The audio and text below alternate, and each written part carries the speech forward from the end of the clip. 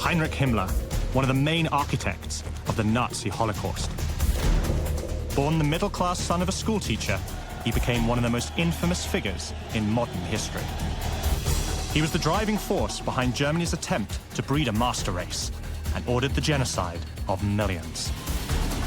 When she was arrested, she was 3 years old, and she was murdered in Auschwitz in 1942.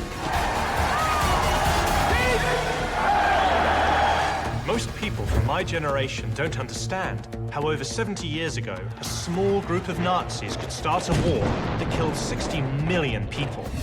I want to find out, and to help me, I'm going to use playing cards. Today, they're used by both the military and law enforcement to help identify their targets. But nobody has ever put together a pack of cards for the most notorious group of killers in history. Working with experts, I want to know where each of these Nazis rank in the hierarchy of evil. My name is James Ellis. This is Hitler's Most Wanted. One of the things I find most frightening about Himmler is if you look at his very early life, here's a guy who grows up in a well-to-do, middle-class family. There doesn't seem to be anything in his early childhood that sort of sets him up to be this sort of architect of terror during the Nazi regime. I think you can look at his relationship with his father. It was one marked by distance, by a lack of warmth, by disappointment that might have affected his susceptibility to radicalization. I think that he's tremendously insecure in some ways. You know, as he develops into a young man, he is not fully formed. So I think this sort of radical groups that you see him join is what's going to give him the kind of center that he so desperately craves. Yeah, well, it does seem that Himmler must have been searching for himself. Somebody who is trying to find his way is ripe to be taken in by these types of radicalization movements, and it was certainly ripe at the time. I still think there's a big leap between coming into an environment with radicalized politics and then ending up as one of the key players in the Nazi system of terror, repression, and mass murder. So, exactly how did he make that leap? The answer lies in the original seat of Nazi power in Germany, Munich. And that's where I've come to. What I'm trying to understand is how Heinrich Himmler, how he became so radicalized. Well, it all happened in Munich. I've met up with freelance journalist Michael Tramer, who covers the activities of the far right in Germany today and knows its history well. It was here in Munich that the young Heinrich Himmler began his descent into darkness. Himmler was only 19 and the son of a schoolteacher. He had been too young to fight in the First World War, but found himself in the heat of the action in the aftermath of the German defeat. Wow, cool-looking building. Michael takes me to a place that was vital to the political development of a young Himmler. A beer hall. Beer halls were very popular, crowded places, loud, predominantly men enjoying beer, enjoying the night, and also listening to political talks and slowly radicalizing themselves. So this was really a place that people met to hear about politics, to discuss politics, but also they'd come into contact with major far-right leaders such as Hitler. Most definitely. In 1921, Hitler was leading the fledgling Nazi party. Across Munich's beer halls, he railed against the Jews and the communists, and found an audience among students and the unemployed. Among them was Heinrich Himmler. In a time of crisis after World War I, it became quite common to blame Jews for all the hardship that had befallen Germany. And anti-Semites blamed Jews as being loyal only to each other and to their international interests. So the idea spread that Jews in high finance had betrayed Germany for their own ends. We often find that individuals who feel disenfranchised from society are often searching for themselves, searching for meaning, and having a difficult time doing so. They find a scapegoat group to be able to blame for their problems. It's easier than to search inwards. So how did Heinrich Himmler get involved with the Nazi movement? He was a really talented dancer, actually, and participated in group dances, and those were also held in beer halls. He became a Nazi through dancing. That's how he made contact with fascists. A dancing Himmler is a strange image to conjure, especially when you consider that many of the men around him were veterans of World War I. militarism was a big part of German culture at that time, I believe.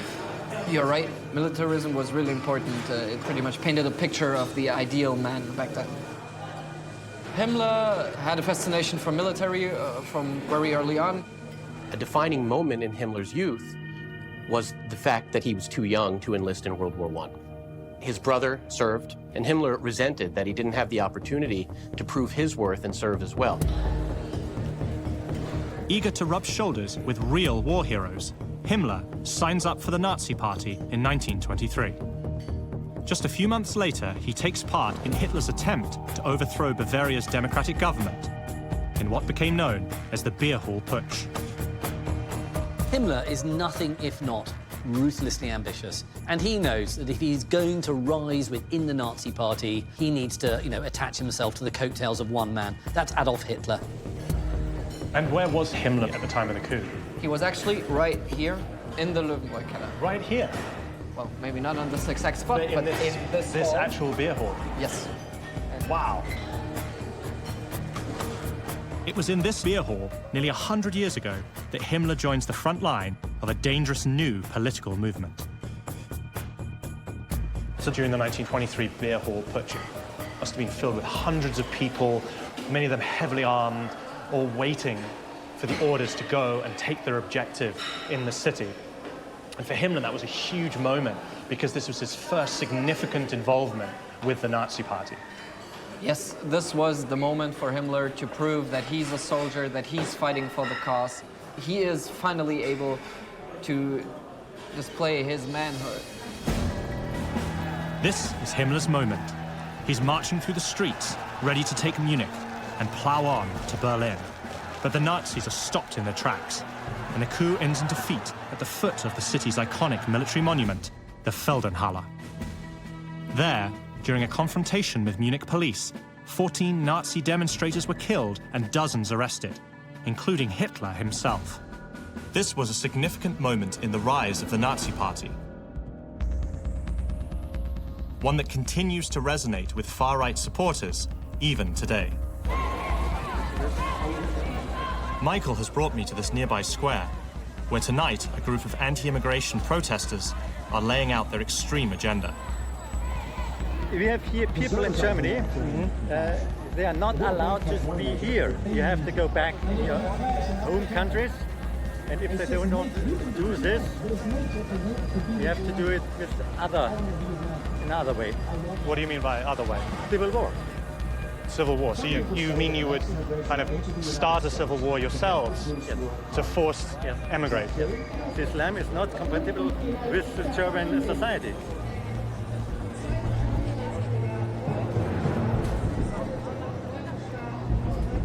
For us to be in the 21st century and these people to say that now it's looking at a time of violence, that to me is extremely disturbing and very frightening. And if we don't remember our history, we don't remember the lessons of the past, it could be a catastrophic moment for us. The parallels between what I've just heard and what happened here over 70 years ago are unmistakable. What was so frightening is he was talking about violence and a coming civil war in Europe. He has made really clear in statements saying over the microphone, I just in general don't like Muslims. I can't help myself, but I don't like them. This hatred on a certain group for sure fueled the rise of the Nazis back then. Nowadays, they're aiming for a different target, but nevertheless, they are having radical thoughts on a certain group of people. They're openly racist. So how do you feel about all this? I find it really disturbing and frightening that a movement like this finds followers and gathers in the downtown of a city like Munich. Yet this is just as it was in the time of Himmler, when his fascist leanings compelled him to join Hitler's attempted coup. The next day, Michael and I head to the Feldenhalle, where that attempt fell apart. So this is the location where the beer hall putsch was crushed. Yes. So this place was a very important site for the Nazis. So how was this area treated when they were in power? During the time they were in power, every year they would hold a big rally here and people would have to Hitler salute when they were walk by. So this was essentially transformed into a shrine. Yes, this was transformed into a shrine, a really important place for the Nazis back then, and it is up to nowadays. So what do you mean it's still a shrine? Well, during a far-right rally down the road, a group of 10 split off the rally, walked over this place, marched up the steps, stood there, chanted "Hasta la vista, antifascista," and did an almost Hitler salute. Today, the infamous salute is a criminal offense in Germany and many other European countries. It's shocking to learn that a similar gesture is still being used in a public place. So you're telling me that 2 years ago, a bunch of guys went up the steps here and almost did a Hitler salute. Well, yeah, I can show you the video. I filmed that on that day. You took a video of it? Yeah. Okay, yeah, let's see that.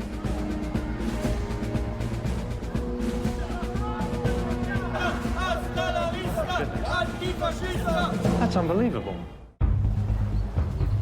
You can see the video here. The group was standing up there in front of the statue, chanting, and here you see the guy doing the Hitler salute. Yeah, I see him there.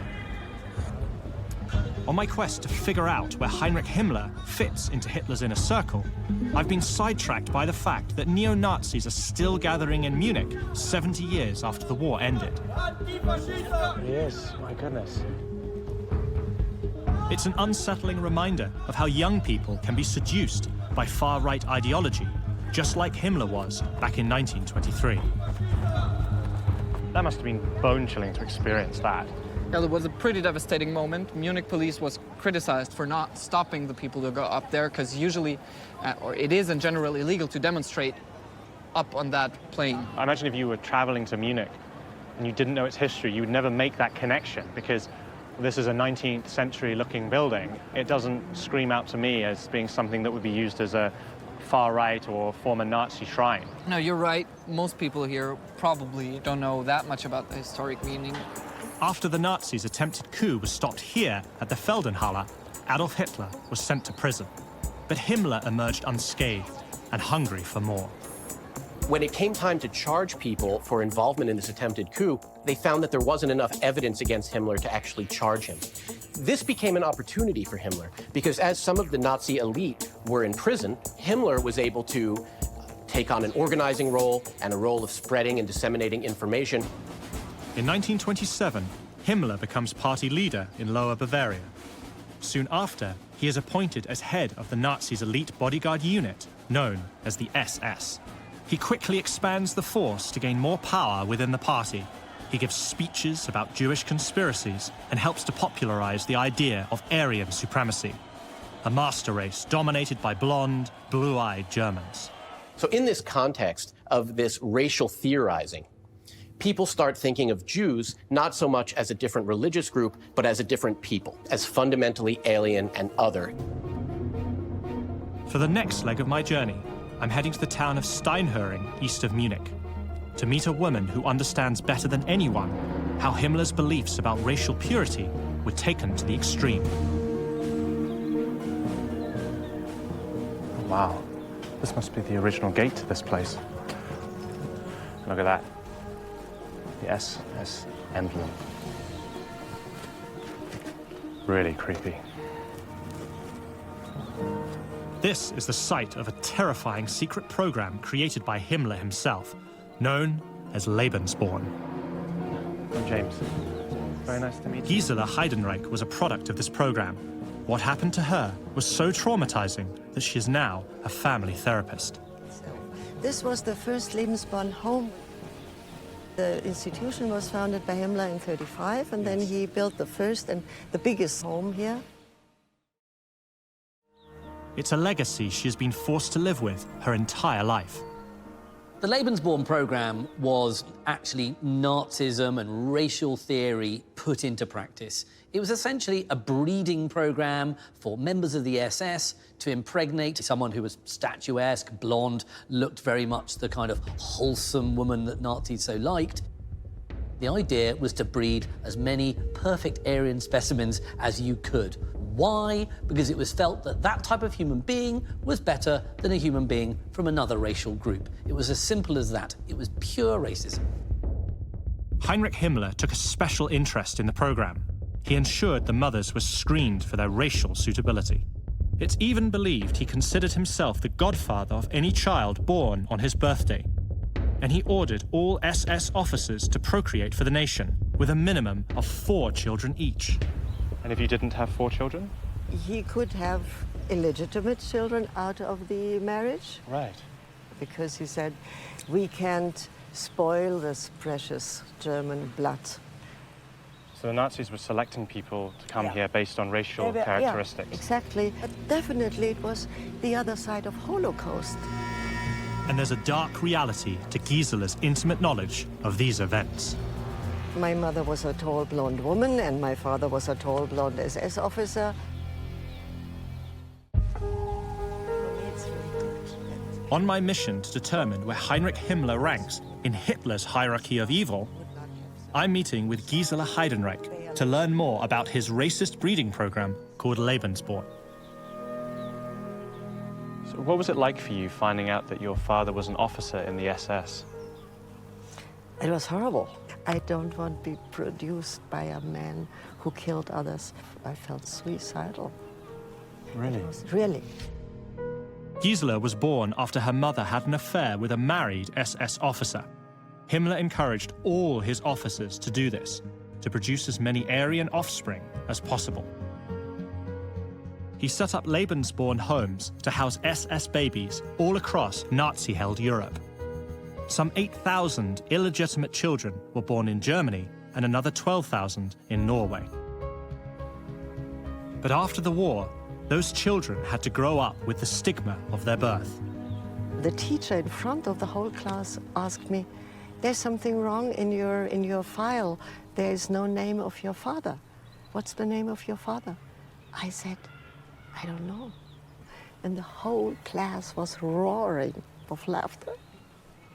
So this was the first time I realized that something was really wrong with me. So what's it like to see this place?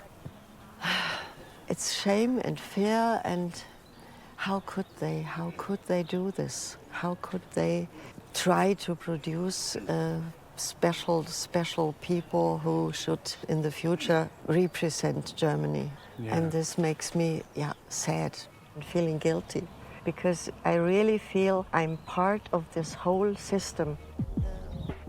Aryan breeding may have been the program's primary focus, but Himmler took it even further. The Lebensborn program wasn't just there for SS men to impregnate ideal Germanic women. It was also in the business of child kidnap. So when the Nazis took over various territories, you would have SS employees who would look around these villages and towns in places like Poland and the Ukraine and look, oh, there's a blonde child, a proper Aryan. So we'll just take him from his parents, take him back to Germany, give him a German name, make him fostered by a nice German family, and that's another Aryan to add to the mix. It was an absolutely evil thing to do. There were more than 200 children here. More than 200 children here? Yeah, they put all the children in here who they collected from the other homes. Lebensborn is one of the whole horrible mixture of the criminality of Third Reich, and there was nothing good about it. One of the hardest things to understand about Nazis is their sense of right and wrong. Many of them truly appeared, at least, to believe that their atrocious behaviors were, in fact, right or justified. The idea of this place is so absurd. Himmler created the Lebensborn program in an attempt to create this mythical Aryan master race. Yet Himmler himself looked nothing like the tall, blonde-haired, blue-eyed ideal he and the Nazis were obsessed with. Gisela has really opened my eyes to the vile way Himmler's racist agenda destroyed so many families. But his Aryan ideology didn't end with racial purification. When Hitler and the Nazis came to power in 1933, Himmler's SS was already a force to be reckoned with. Soon after, Himmler took control of Germany's internal security and policing. Under his leadership, the SS began to crack down on all dissenting voices, including communists, Jews, church leaders, anyone who spoke out against the party. This was all part of a master plan to fundamentally change the social fabric of German society.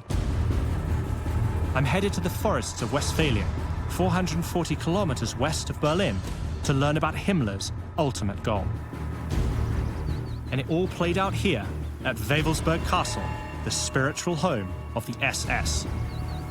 What Himmler wants to do with the SS is to build it up into this elite unit, to be the model of northern Nordic Aryan manhood. Tall, blonde, athletic, intelligent, and Himmler really wants a castle. A Camelot, if you like, for my knights. Who are his knights? Members of the SS. And when he sees Wewelsburg, it just ticks all the boxes.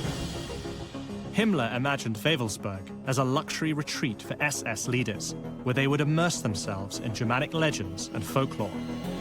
Today, the castle is a museum about the horrors the SS committed. Yeah, maybe we go to the uniform. Sure, let's do that.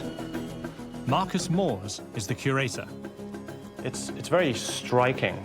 What was the significance of having a black uniform like this? The black uniform should show the SS as an elitist part of the Nazi movement. The SS uniform is one of the most iconic symbols of terror from World War II. It was designed to instill fear and make Himmler's officers feel superior. Himmler once boasted that the sight of an SS outfit was enough to make people fall ill. The purpose of the SS is to exert violence, and this is, of course, a symbol of this violence. I know it's just a uniform, but just seeing this thing up close and knowing what it represents, I just can't help but feel disgusted by it.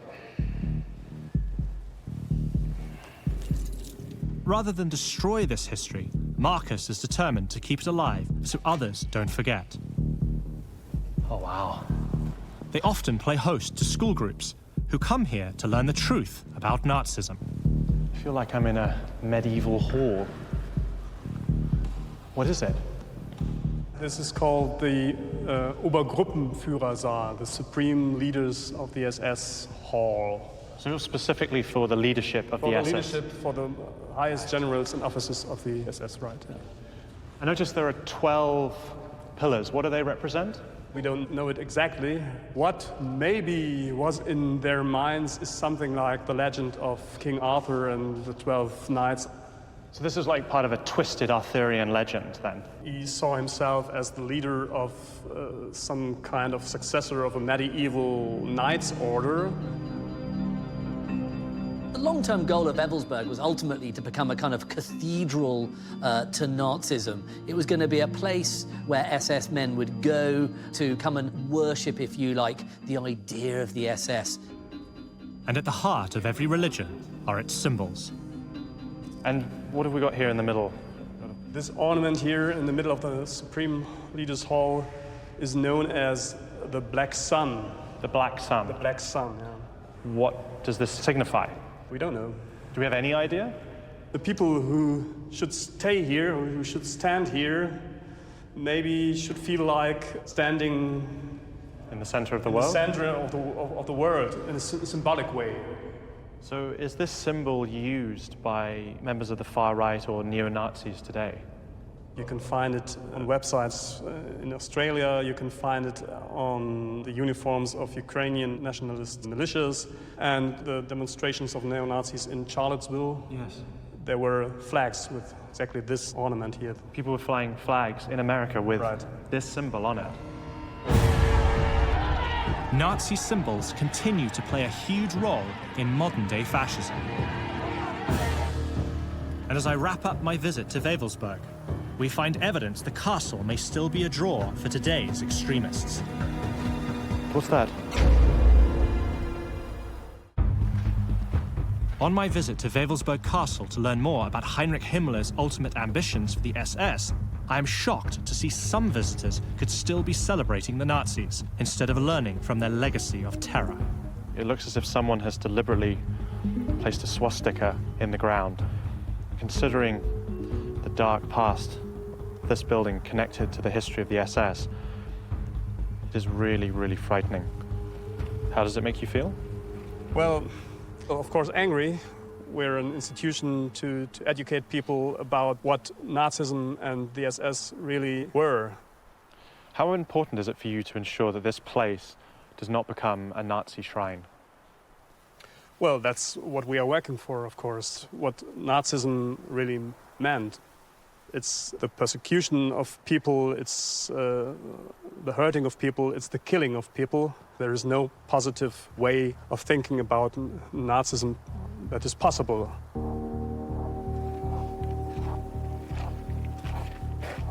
Himmler's use of Wewelsburg as a cathedral to Nazism may well be disturbing.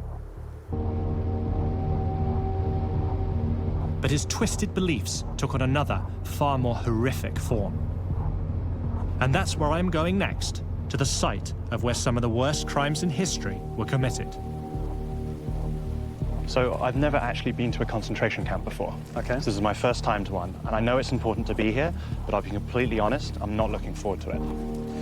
Yeah, lots of people say the same thing. It's, even now, so many years later, it's still a very haunting place. Yeah, lots of people have a very strong... Alexander Pearman is an archivist working at Dachau's memorial site, 30 kilometers north of Munich. Needless to say, I can totally empathize. This expression is very famous, so can you just tell me what it means and why it's here?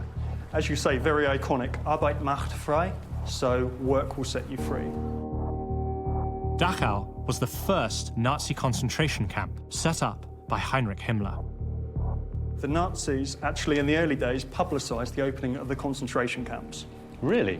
They tried to create an illusion. They said, so we're taking the bad people that are responsible for all the unrest in Germany before we took over. Yeah. We're going to put them in these concentration camps, and through hard work, we're going to reform them. So it was like an elaborate prison system to reform people who were seen as being undesirable to the nation. Exactly. The reality on the other side is that the work in the camp was actually designed by the Nazis, pure and simple, to break the inmates. Himmler was the key figure in establishing how they were designed and how they were run. Himmler creates a whole new unit of the SS, the Death's Head units, that are there to run the concentration camps.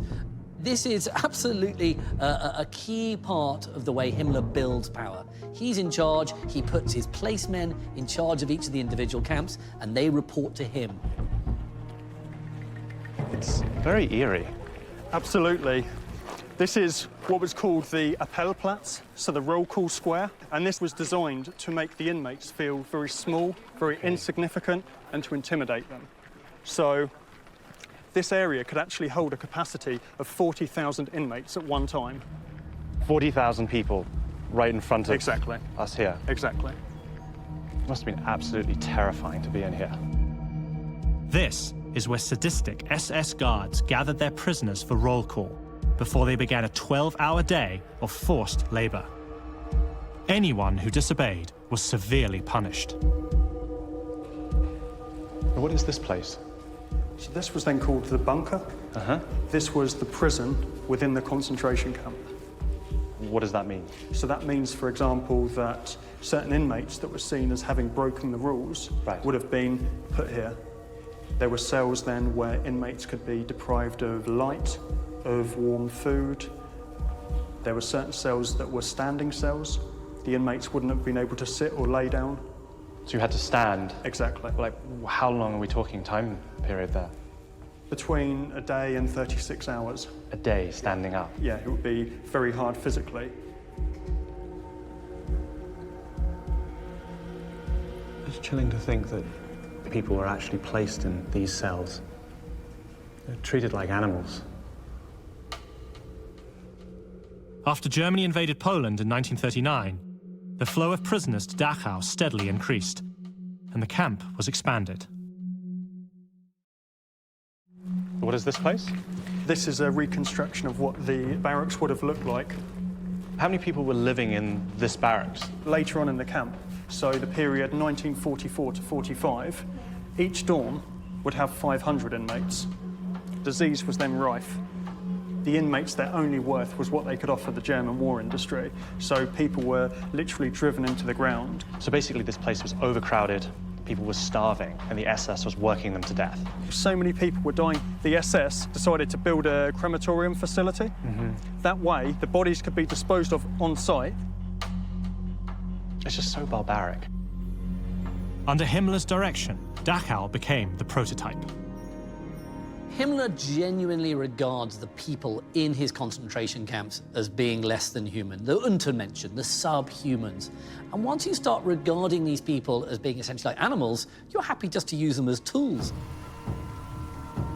Himmler oversaw the entire camp system, but he had a special interest in Dachau. It's where he ordered prisoners to build a large herb garden called the plantation.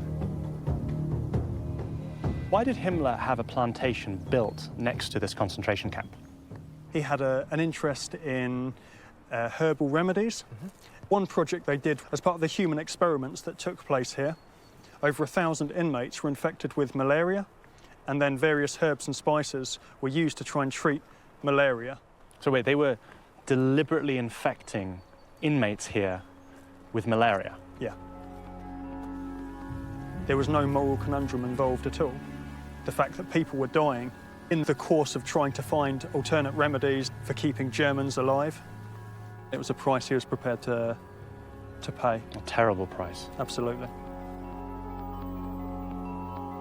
One of the remarkable things about the Nazis was their ability to compartmentalize, to be able to commit these atrocious acts against given a group of others, and yet somehow go home at night and live with themselves.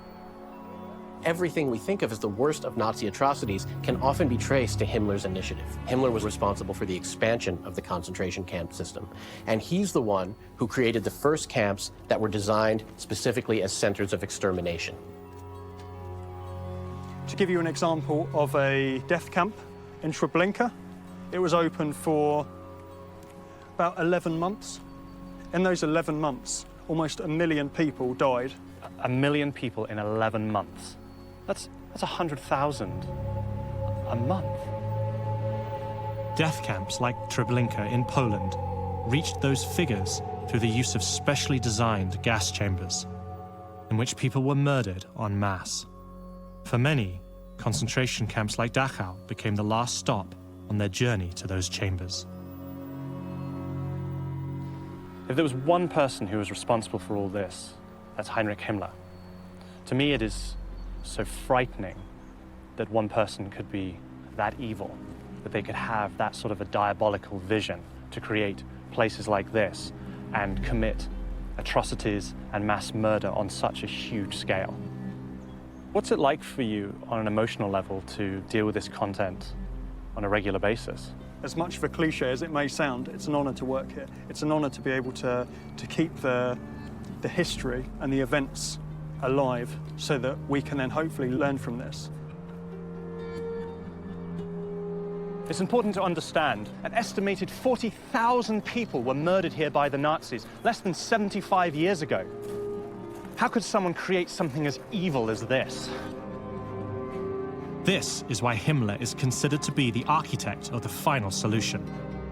He was key to the systematic murder of not just Jews, but all those considered enemies of the state, most of whom were a threat to no one. Miriam Grunbaum, when she was arrested, she was 3 years old. 3. And she was murdered in Auschwitz in 1942.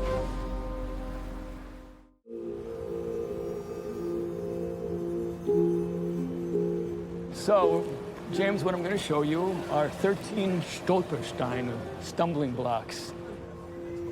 On my mission to determine where Heinrich Himmler sits in Hitler's hierarchy of evil, I've returned to Munich. I'm here to meet journalist Terry Schwartzberg to learn about the world's largest memorial. Everywhere where the Nazis killed people, Jews, gypsies, homosexuals, there are Stolpersteine. And you'll see you don't stumble over them, despite their name. You stumble upon them, and that's what we're about to do. The Stolperstein project began in 1992. Each bronze plaque remembers a victim who suffered under the Nazis. From the millions murdered in the camps Himmler devised to the thousands more who survived them, as well as those who fled persecution. So it's commemorating not just people who were murdered, but also people who survived persecution as well as suffering it. Right.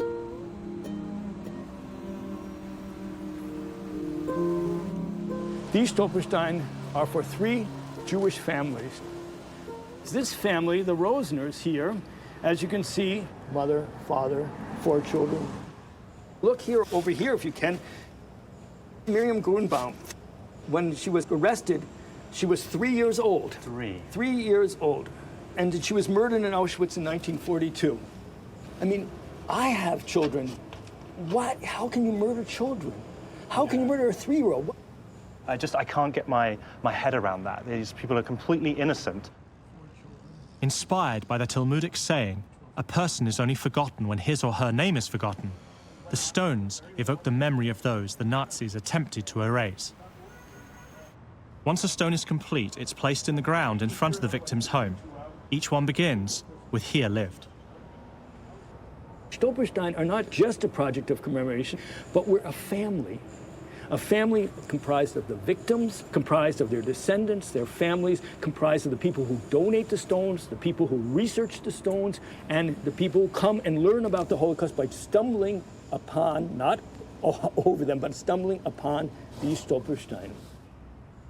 Terry and other volunteers regularly polish the stones so they don't vanish from sight. So here's your water. Okay. Here's your polish. Here's your sponge. Sponges are coming, they're a bit wet. I'll just scrub it. Yeah, and scrub it up. And try to keep yourself clean in the process.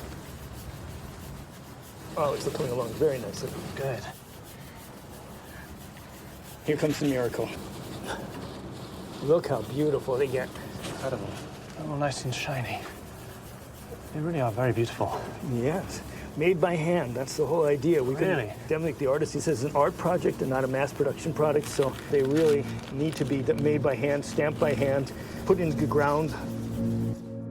The project has led to the creation of more than 70,000 Stolpersteine across 24 countries. But that's a drop in the ocean.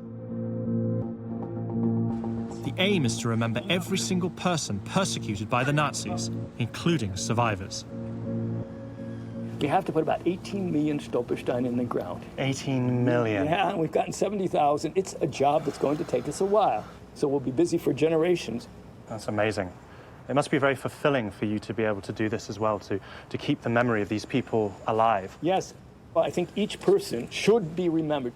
Each person's fate twists your guts, twists your innards.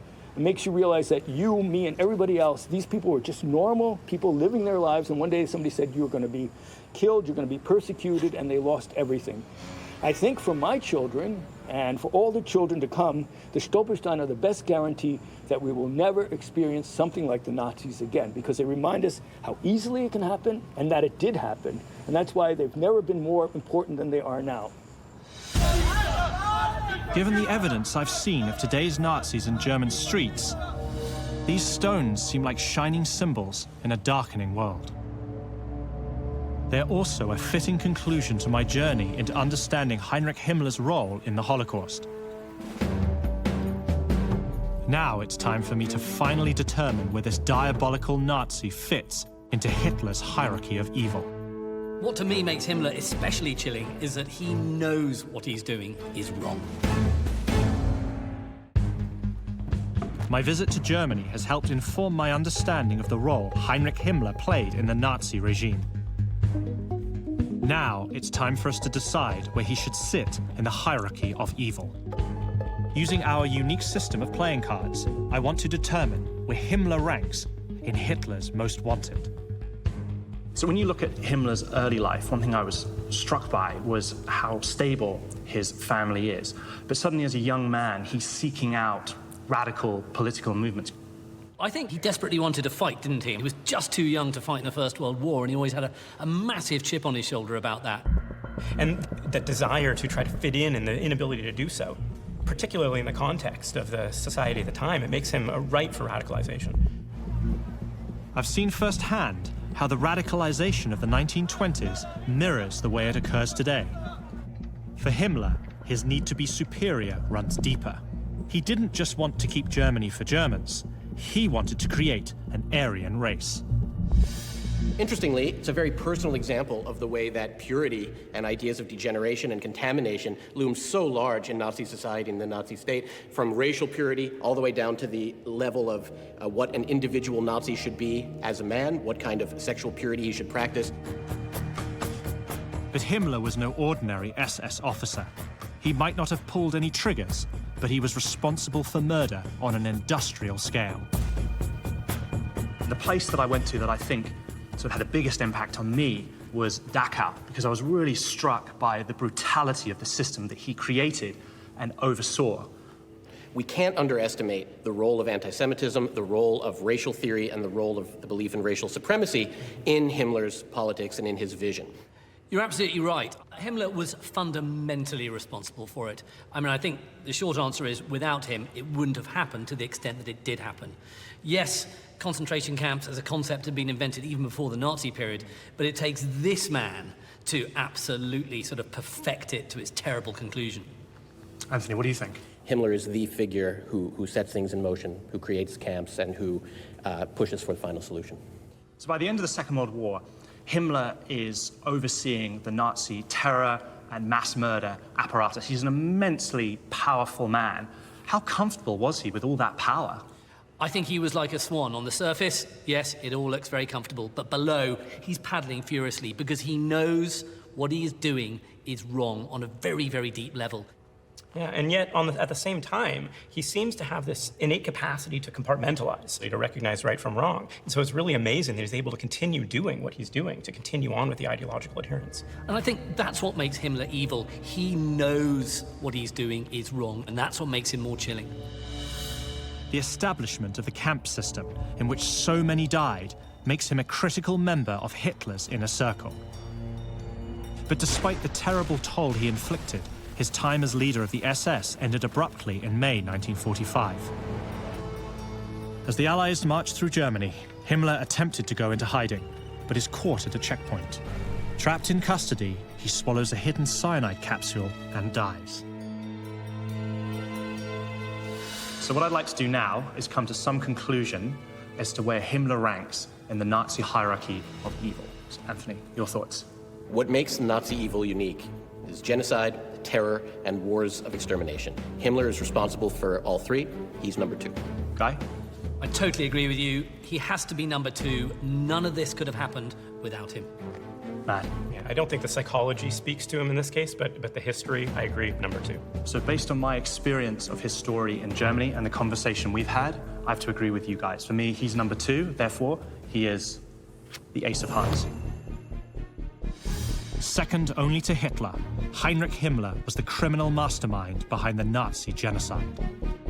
For the unspeakable horrors he unleashed across Europe, Himmler trumps all his rivals in Hitler's Most Wanted. Josef Goebbels, Hitler's infamous minister of propaganda. The original master of spin, who brainwashed the German people into joining the Nazi cause. His lies paved the way for the Holocaust and ushered in the most devastating war in modern history. His commitment was total.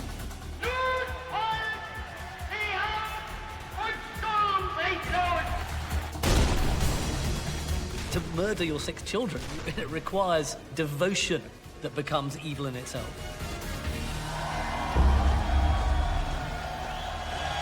Most people from my generation don't understand how over 70 years ago, a small group of Nazis could start a war that killed 60 million people.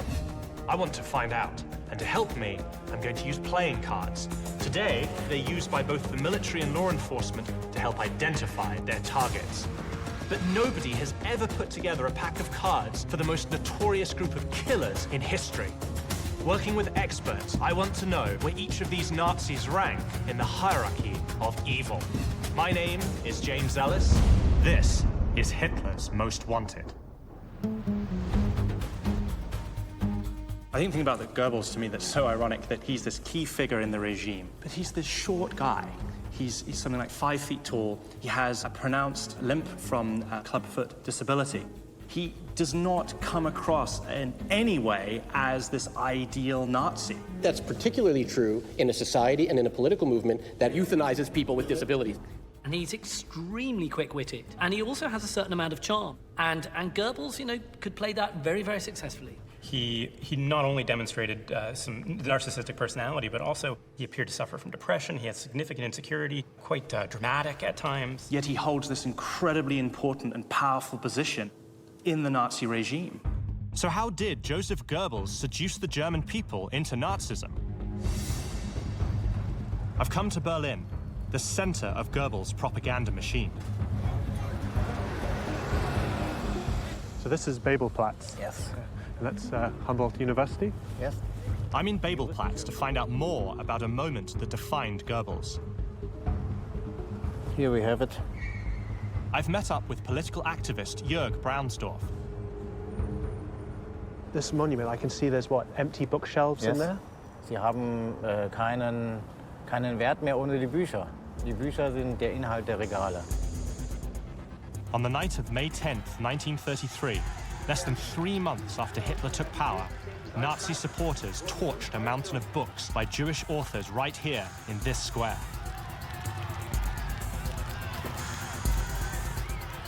Die Aktion wurde insbesondere organisiert von dem Nationalsozialistischen Hochschulbund.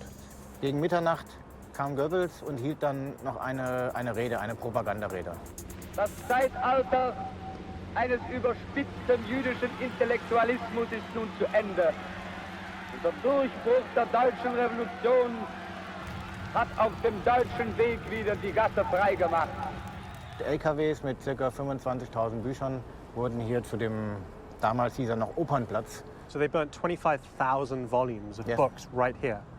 Circa, yes. And I understand there was something like 40,000 people gathered in this square. Diese mitternächtige Stunde den Ungeist der Vergangenheit den Flammen anzuvertrauen. Das ist eine starke, große und symbolische Handlung. The book burnings, these were conceived of as a cleansing and a purification by fire. So it really was a ritual in the service of Nazi ideology. Goebbels and the Nazis used spectacle and pageantry and iconography to absolutely dazzling effect. The massive swastika banners, the fires, the nighttime marching. It is visually so impressive. With his incendiary speech, Josef Goebbels put a government seal of approval on this racist act. He ordered the film of the event to be played in cinemas across the country. His goal was to turn the nation against the Jews. Propaganda is simply selling a political message and trying to sell it really hard so that people are going to buy it. Now, you know, the harder the thing you're trying to sell, the better the propaganda's got to be. Buy us, the Nazi Party, and we will make the economy better. Buy us, the Nazi Party, and we will get rid of the Jews. But who was Hitler's Minister of Propaganda? In 1924, Josef Goebbels was a 27-year-old PhD and failed author, working at dead-end jobs just to get by. Germany's economy was a mess. Like many, Goebbels was looking for inspiration and someone to blame for his problems. Goebbels was stuck. He was depressed. He didn't see any prospects. And he became entranced with the person of Adolf Hitler. He began reading anti-Semitic tracts. He began buying into anti-Semitic conspiracy theories. He began thinking of himself as somebody who was loyal to the idea of the folk or the race. And he saw Adolf Hitler almost as a religious savior. He wrote, "We need a firm hand in Germany. Throw out the Jews who refuse to become real Germans. Give them a good beating too. Germany is yearning for an individual, a man, as the earth yearns for rain in the summer." Goebbels realizes that Hitler is the one. He's going to be the one who's going to solve Germany's problems. He's frankly captivated by Hitler, and as a result, he joins the Nazi Party. You know, he's there pretty near the beginning. Goebbels was an intellectual and proved to be a skilled speechwriter and powerful public speaker. Hitler quickly recognized him as a valuable ally. In 1926, he sent Goebbels to Berlin to spearhead the Nazi cause there. Goebbels, you know, is good at stage managing his own appearances. Hitler does the same thing. You know, like all good public speakers, they have an instinctive feel for their audience, but they also have that kind of narcissism that drives that type of figure on. He starts to peddle propaganda. You know, he gets those leaflets printed. He starts mounting an information war. Now, who's Goebbels targeting with his information war? Well, it's the same old enemies. It's the communists and the Jews. It was the beginning of an unprecedented campaign of hate that would soon engulf Germany and the world.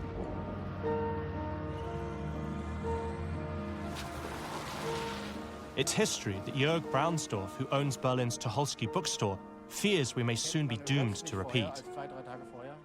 Internet propaganda, fueled by far-right groups, is sharply on the rise in Germany. These groups exploit the recent influx of migrants and asylum seekers in order to spread fear and misinformation. So this is a meeting with people from the local community, and they're here to discuss a forthcoming counter-protest against what they're describing as a neo-Nazi demonstration. Es ist eine Auftaktveranstaltung und Informationsveranstaltung aufgrund eines angekündigten bundesweiten Aufmarsches von Neonazis am 3. Oktober. Und diese Decken sind das Symbol von ihnen geworden. Und the upcoming far-right march and others like it has Jörg and his group fearing that Germany is on a dangerous path towards fascism once again. Plakaten für den 3. Oktober. They've invited me to observe their countermarch in a few days' time. Dinge entwickeln wollen.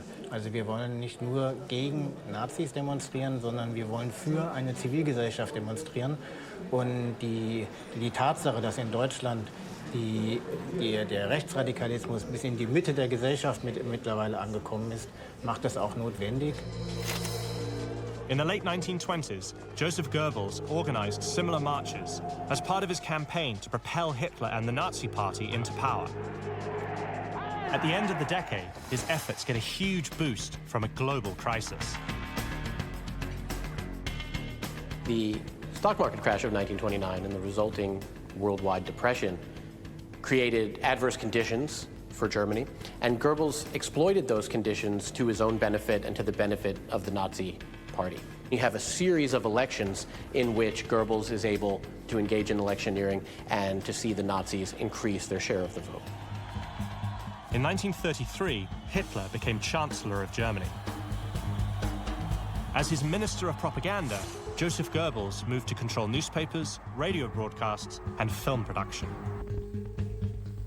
Heute Morgen um 10 Uhr hat der Boykott begonnen. Wird bis die Mitternachtsstunde fortgesetzt. Goebbels now commanded a national stage, and cultivating anti-Semitism became official government policy.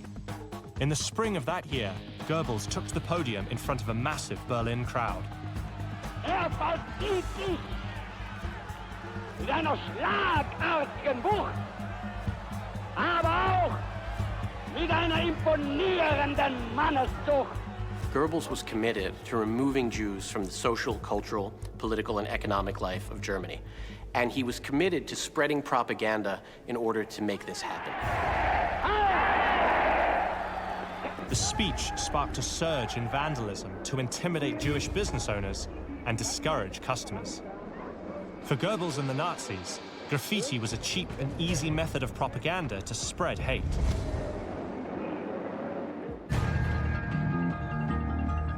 And it's making a comeback. We're going to the playground where the first swastika in our neighborhood was painted. In a children's playground? Yes. On my journey to find out where Josef Goebbels ranks in Hitler's hierarchy of evil, I've met up with artist Ibo Amari. But graffiti, as you can see in Berlin, is all around us. Yes. So. Nazi graffiti is on the rise in Germany, just as it was in the early years of Goebbels' rise to power. So where are you taking me now? We're going to the playground where the first swastika in our neighborhood was painted. And as you can see, it's a quite busy playground, a lot of kids, a lot of families. Same here, you can see. Graffiti everywhere. Yeah, everywhere. Ibo is on a mission to find Berlin's Nazi graffiti and paint over it. The project started right here in this predominantly immigrant neighborhood. It was there, actually. You can see the black border, parts of the black outline. Here. Here. So it was quite big, as you can see. Yeah. So when did this happen? When was the swastika placed here? This was 2 years ago. 2 years ago? Yes. And had you seen anything like that before in this area? No, no. Like the last swastika, I personally, it's over 25 years. 25 years? Yes. I just can't believe the size of it. You said it's like 1.5 meters by 1 meter, and it's in a children's playground. Yes. Like children, and wait, there's kids Yes. playing here right now, Yes. and there are apartment. Yes. Please So look he over risked it. to get caught, and he took a lot of risk to spread his hateful message. According to Ibo, the swastika's sudden reappearance here was no coincidence. The top 2 leading books that week when this swastika was painted were from a guy called Sarrazin. He tries to connect genetics with your intelligence. Yep. And a racist. And the second place was the corrected version of Mein Kampf, the book from Adolf Hitler. And that's across Germany? Or? Across Germany, yes. So the most popular book was essentially a racist book, Yes. and the second most popular from Adolf is Hitler. Mein Kampf. Yes. It was the start of a disturbing trend. Since then, Ibo has painted over scores of swastikas and other Nazi symbols. If you see them and just think there's just one idiot, but out of one idiot, there's 2 and 4 and 8, and all of a sudden they have a party and get voted.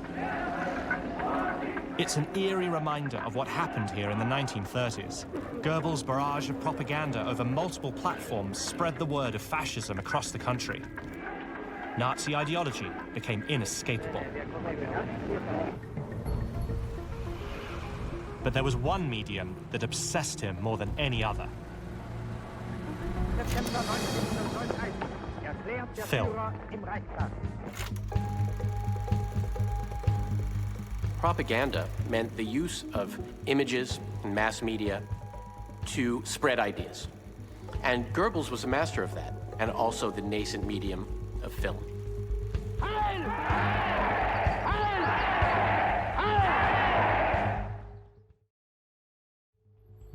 Goebbels made hundreds of propaganda films, sometimes personally overseeing their production. I want to find out more about the methods he used, so I've come to a Berlin cinema to screen one with someone who knows the tricks of the trade. Alexa? Hi. I'm James. Alexa Karolinski is a documentary filmmaker. I understand you have an interesting perspective on Nazi propaganda films. I grew up Jewish in Germany. All my grandparents were Holocaust survivors. So in order to understand my own identity and where I was growing up, I was always very interested in basically how this could have happened and how the Nazis were able to win over the hearts and minds of the German people. So what makes propaganda different to, say, art and documentary? Art is there to, as an expression of the artist or as a comment on society. And I think that propaganda is there to basically make you feel like you are part of something larger and that you get to partake in like a collective narcissism, for example, in the case of Nazis, or new flare-ups when it comes to nationalist white supremacy. We're watching a never-released propaganda film, shot in Warsaw's Jewish ghetto. The film features callous Jewish policemen mistreating fellow Jews. Its intent was to portray them as a subhuman infestation of Poland. So we're seeing here, obviously, violence being meted out against people, but the people who are committing the violence are not Nazis because they've got the Star of David on their arms. This kid here. It's the same boy getting up twice in different shots. It's, yeah, the same kid. I mean, I wonder if this whole thing was staged. Everybody's wearing these gray and dark coats, and he has this like crisp, cream-colored or white trench coat, and he really pops in the crowd. That's some smart styling and art direction. This is just the kind of visual trickery Josef Goebbels became a master of. Despite the twisted nature of how he employed these methods, some consider him to be ahead of his time. The whole idea that any violence that you see in this is being perpetrated not by Nazis, but by Jews. So it's Jewish violence against Jewish people, and building that whole conspiracy that they do it to themselves.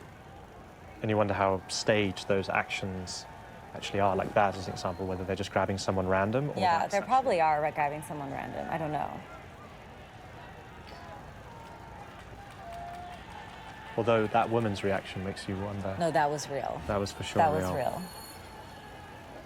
I mean, it's real in the sense that there are real people on the street and they're like, run, just run. Yeah. Go run. Today, even a modestly trained eye could spot Goebbels' filming tricks. But back in 1942, this just wasn't the case. You have to imagine a public that is not used to mass media and perhaps not as sophisticated in separating truth from fiction, in recognizing manipulation of images as we like to think we are. Fiction and reality are cleverly blurred. In effect, he's producing a 1940s version of what we now call fake news. This is racism at its ugliest and most hateful. To audiences back then, it served to reinforce the stereotypes about Jews that Goebbels had been peddling for years. So what are some of the stereotypes that we are seeing on screen here? Jews bargaining, doing business. The collar is like flipped up, two men talking with each other. Maybe they're up to no good. Also in the propaganda footage and all this footage, you usually see Jews as kind of like sheepish, like just following and walking and sad and hungry. You rarely see them defending themselves. Yeah. So they're depicting them as poor, despicable, dirty people. The consequence of being part of the Jewish world conspiracy is that is how you will end up.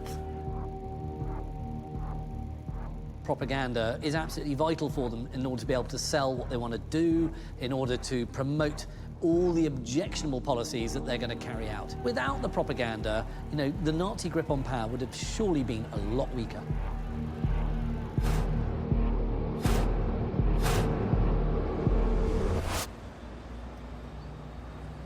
Dissecting Goebbels' cinematic technique was a deeply disturbing experience. But now I'm about to see firsthand what happens when people believe far-right propaganda and act on it.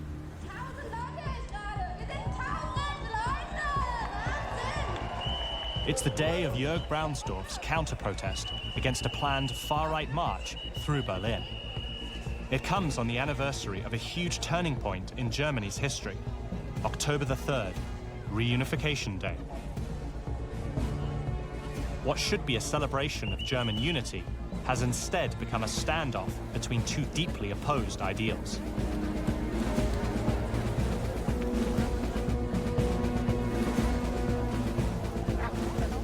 Und heute sind die Feierlichkeiten zum Tag der deutschen Einheit. Leider wollen einige Leute, die sich hier bewegen in Berlin, mit denen wir gar nicht zusammen feiern wollen. We're in a cordoned-off area. There are hundreds of people here. I'm being told there might be up to 1,000 far-right marches going through the city at some point, and they will be confronted by these people here.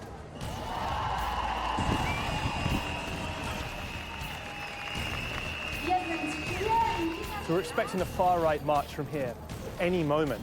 There are hundreds of counter-protesters here behind this barricade and hundreds more on the other side. In this area, there are dozens of cops, some of them in riot gear. It is so tense right now. You can tell that they don't know what to expect, and they're clearly prepared for things to get violent.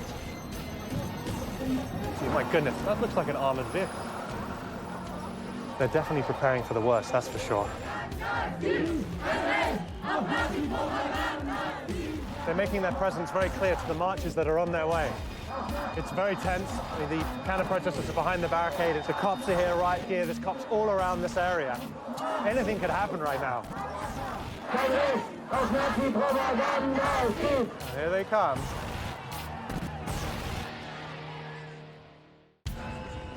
I'm in Berlin on a mission to find out where Nazi propaganda minister Josef Goebbels ranks in Hitler's hierarchy of evil. Right now, a far-right march, fueled by the same kind of hate propaganda Goebbels produced during the Nazi era, is heading straight for me.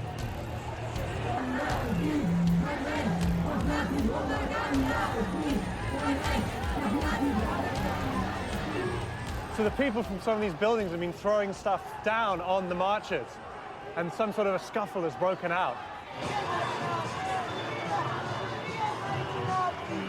One marcher is led away with a head injury.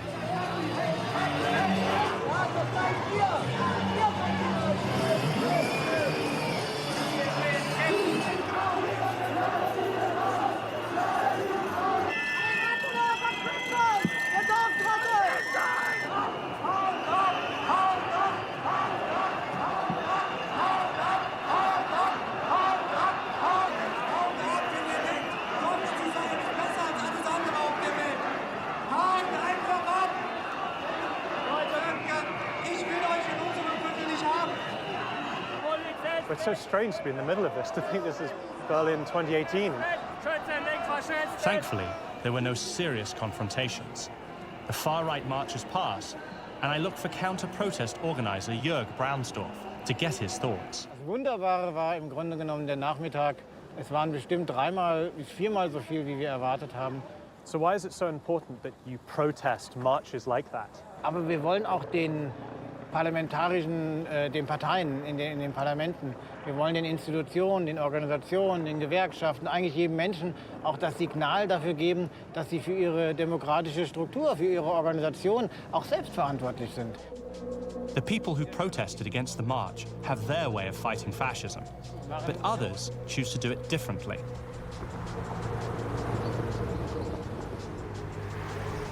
Not far away, graffiti artist Ibo Amari is teaching today's young Berliners some visual trickery of his own.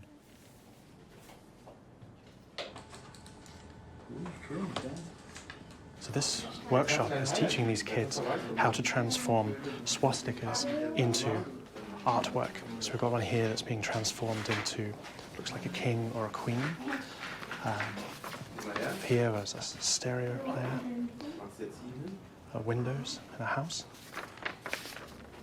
So what they're really doing is they're getting young people to understand what these symbols mean and take them and transform them into something completely different. It's a really, really important social project. Why is it so important to get kids doing it? They are the future, actually. So if they are not taught to not tolerate stuff like this, who else? The old heads, it's more difficult to teach old people. Absolutely. So, and they have fun, are inspired, and it's the best combination. Young people getting creative and doing something good against racism. Yes. Ibo's classes wrap up with a little fieldwork.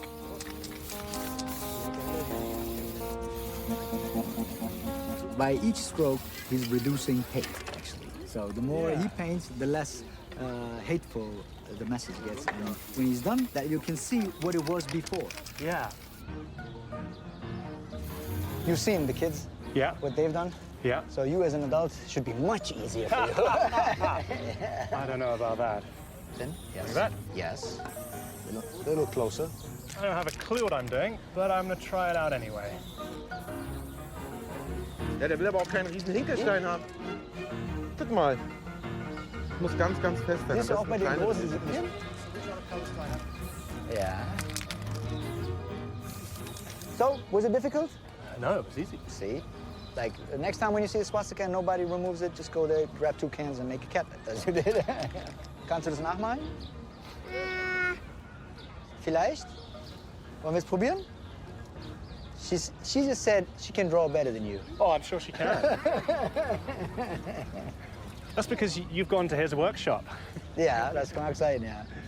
I just love how you do this. Like, you transform something that's so horrible, but you're sending a message because, say, someone had, whoever put that swastika there originally comes by, then they suddenly like, oh my God, like, what happened to my swastika? It's now a cat? Like, it's a real, like, you're sticking it to those people. It is an answer, definitely. And Yeah. we did not like leave a hateful message like that unanswered. No. So it's an answer with love, creativity, and a lot of fun, huh? Macht Spaß. Yeah. Yeah.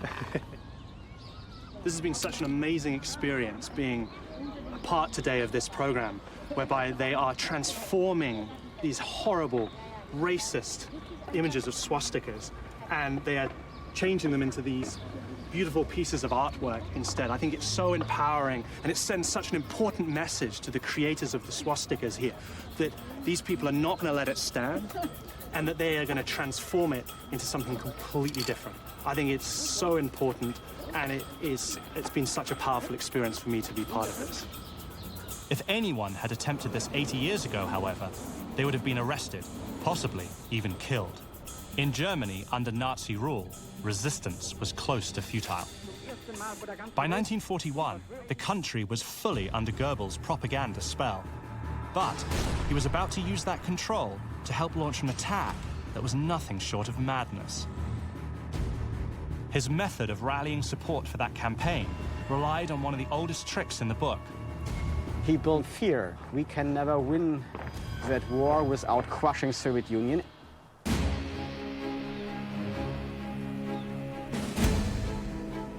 My mission to find out where Josef Goebbels ranks in Hitler's hierarchy of evil brings me to a war memorial in Berlin's Treptower Park, built to honor Soviet soldiers who died in the Battle of Berlin.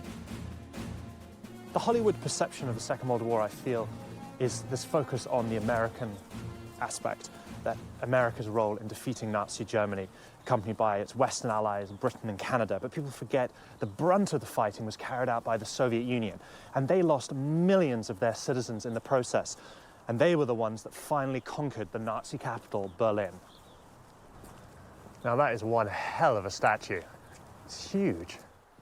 Made to be seen. Historian Sebastian Gerhardt is an expert on Germany's war against the Soviets. I can't get over the scale of this place. So what exactly is it? It is a Soviet war memorial prepared shortly already after Second World War, but it came at a high price.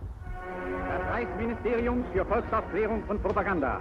Reichsminister Dr. Goebbels verließ die Proklamation des Führers.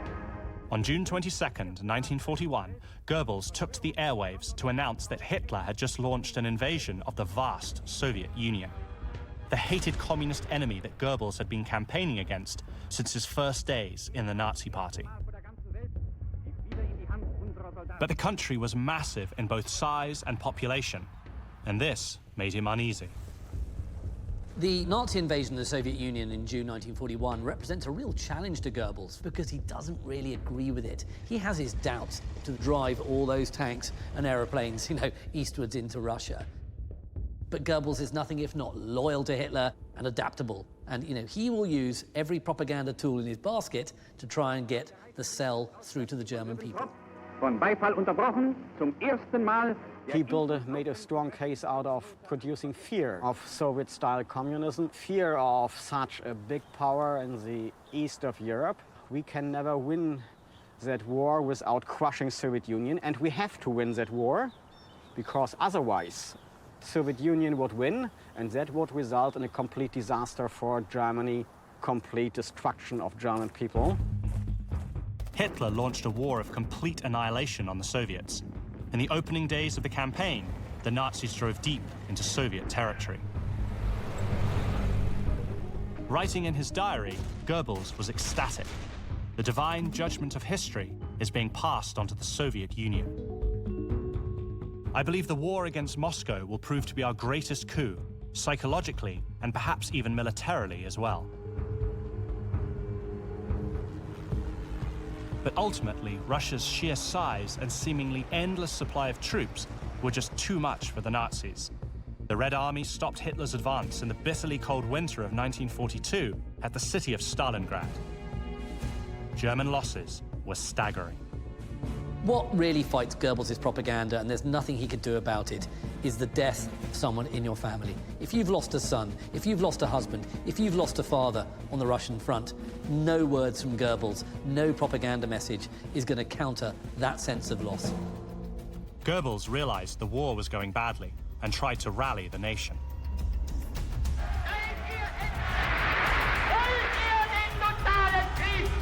He called for total war against what he called an inferior people.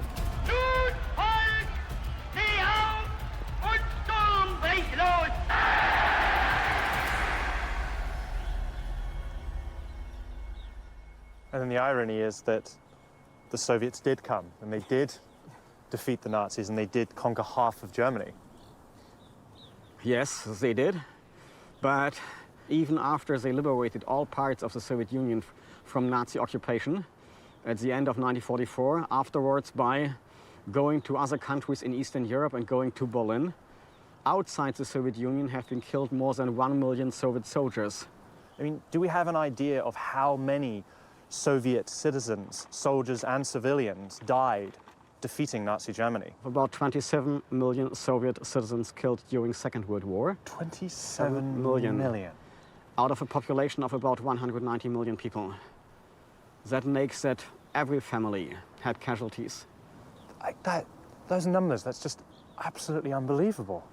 It is understandable why the Soviet Union did not break down even with these heavy casualties. There really was no choice than to win the war against Hitler. It was either win or face annihilation. Yes, either or. Like all Soviet war memorials in Berlin, it is a cemetery too, for about 7,000 Soviet soldiers buried here. Wow. So many losses. Yeah, I think it's interesting to understand that we're in the middle of Berlin. We're not in Russia, we're in the middle of Berlin, and we're standing in a Soviet war memorial and graveyard in Berlin. Yes. And that's because the Soviets conquered Berlin at the end of the war in Europe. There was no other chance to make an end to Nazi Germany, and so they had to. In April 1945, the Red Army arrived at the gates of Berlin with payback on its mind. Well, the revenge aspect. Yes. At the very end in Berlin, there was heavy fighting up to May the 2nd, 1945. And in the Battle of Berlin, how many Soviet soldiers are estimated to have been killed? About 80,000, that is the official Soviet account. 80,000? 80,000. How short a period are we talking here?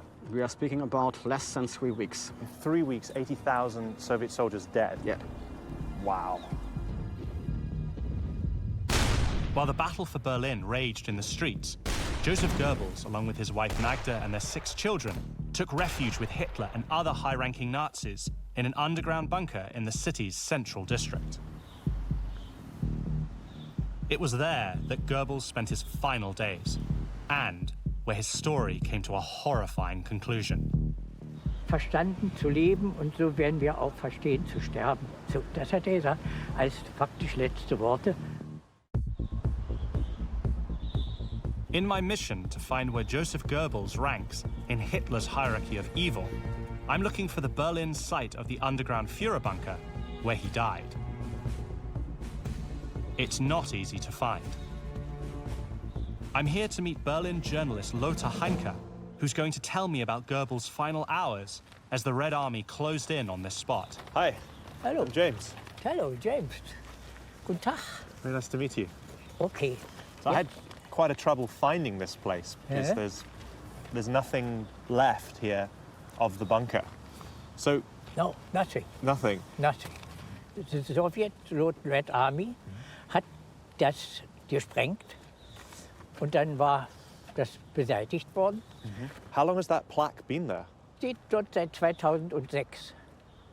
Und der Staat hat sich eigentlich nicht so richtig getraut, hier entweder den Bunker wieder zu öffnen und als Touristenattraktion. Das Dritte Reich hat ja die halbe Welt durcheinander gebracht und hat Millionen Tote. Teil des Systems. Nicht? Und hier war das Ende des Systems, des Nationalsozialismus. So how did it all end here for Goebbels? Es muss hier eine ziemlich bedrückte Stimmung in diesem Bunker gewesen sein. Es ging alles wild durcheinander. Hitler hat sich erschossen mit Eva Braun.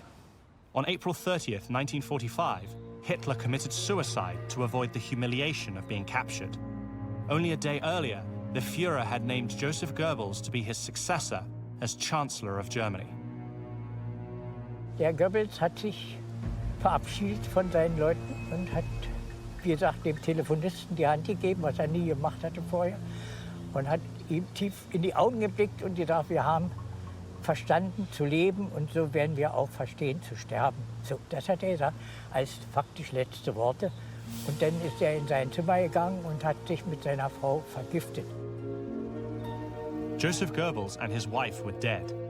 German soldiers tried to burn the couple's bodies in the courtyard to keep the Soviets from using them as trophies. But the sight of Goebbels' charred remains were nothing compared to what was discovered deep inside the bunker itself.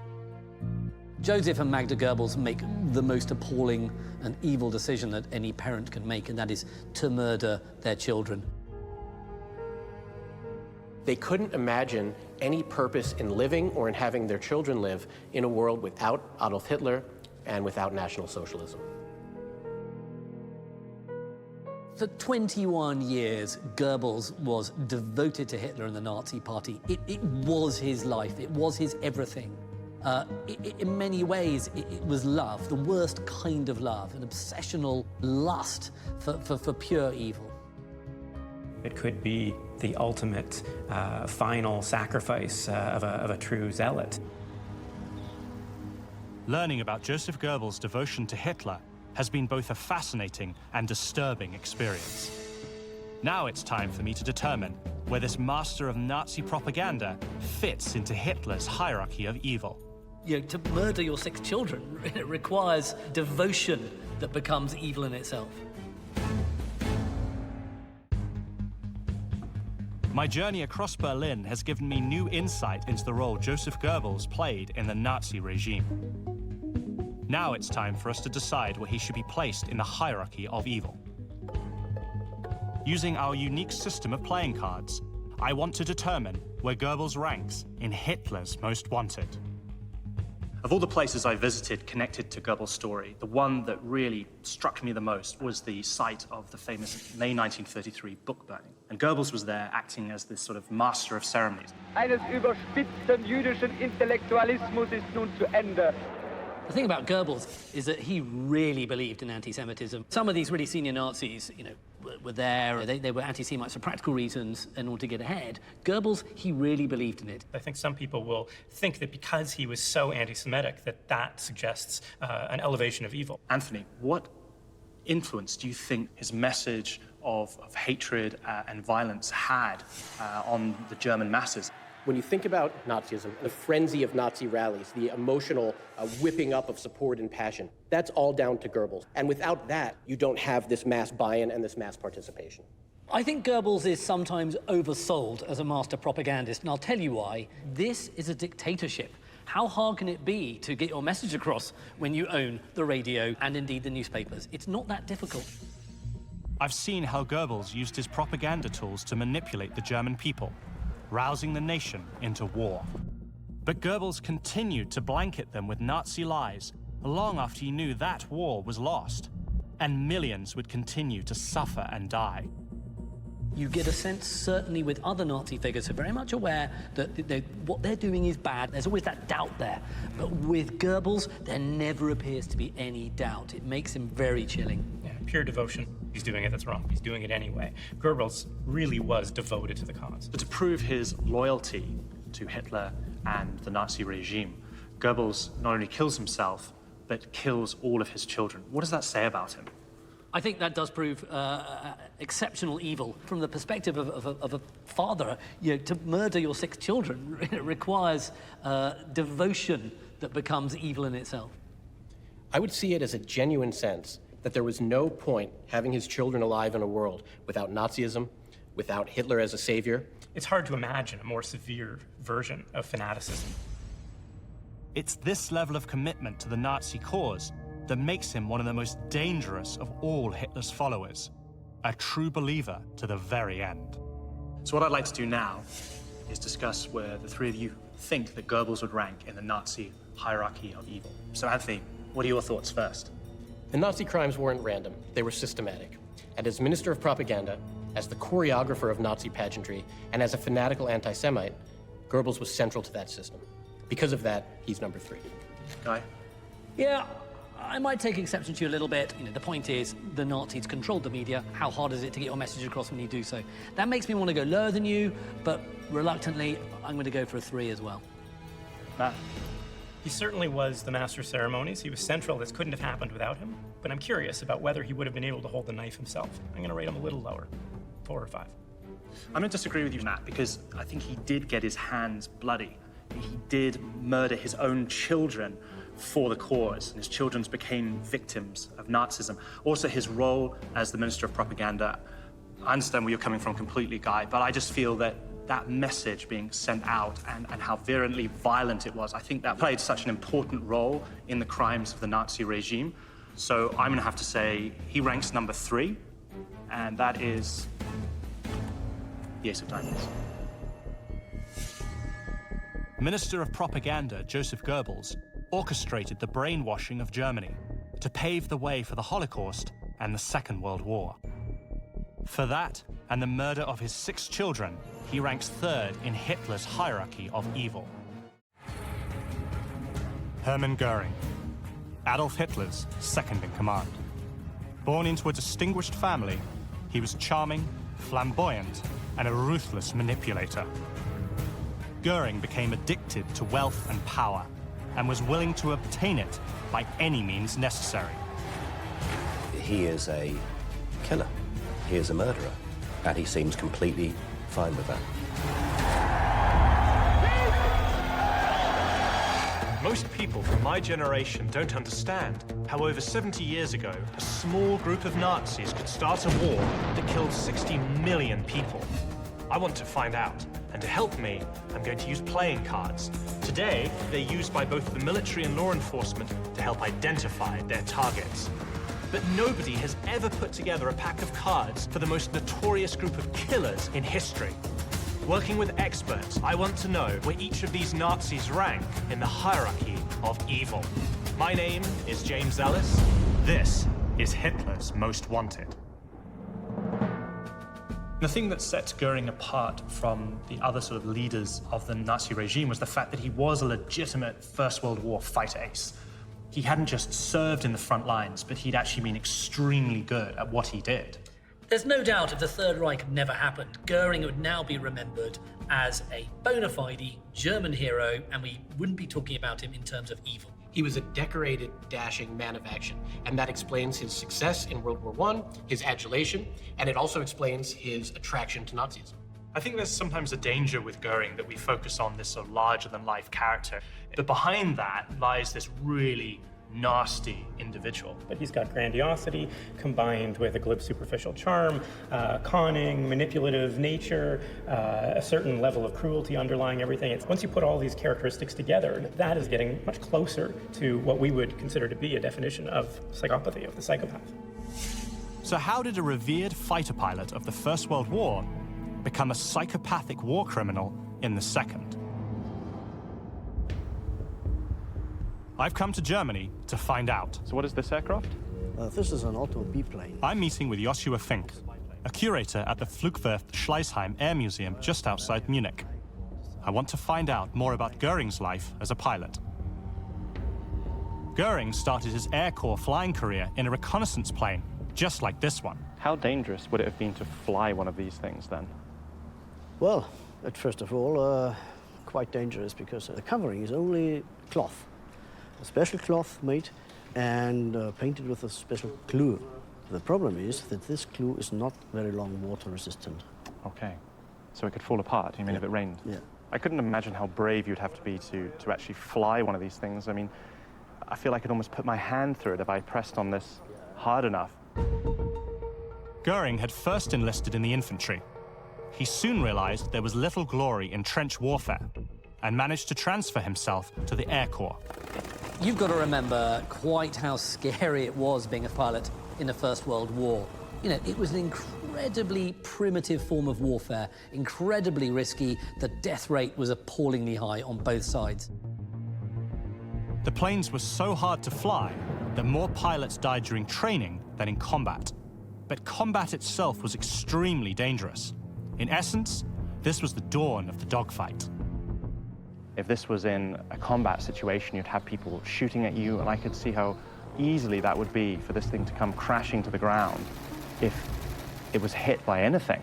It has been their duty to fly and to go into combat. And on the other hand, I think that they have been brave and a little bit crazy. You know? Yeah. Yeah, I definitely could not have done that. No. Flying reconnaissance was very high risk, but it didn't provide the honor and adoration Goering craved. He wanted to be seen as heroic, And distinguishing himself militarily would be, he thought, a way to garner that honor and that level of distinction. The way to gain distinction was by killing the enemy. So Goering transferred to a fighter squadron. Even a severe hip wound didn't keep him out of action for long. War suits some people. And Goering is one of those people who feels very at home on the battlefield or, you know, on the battlefield in the sky. He loves showing off, he loves being brave. You know, I think he really enjoys war. That's just part of his personality type. What I'm looking for is an aircraft that Goering flew at the end of the war, and I understand you have one here. It's just around here at the corner. It's a Fokker D7. Ah, this guy. Yep. Near the end of World War I, aviation technology had advanced by leaps and bounds.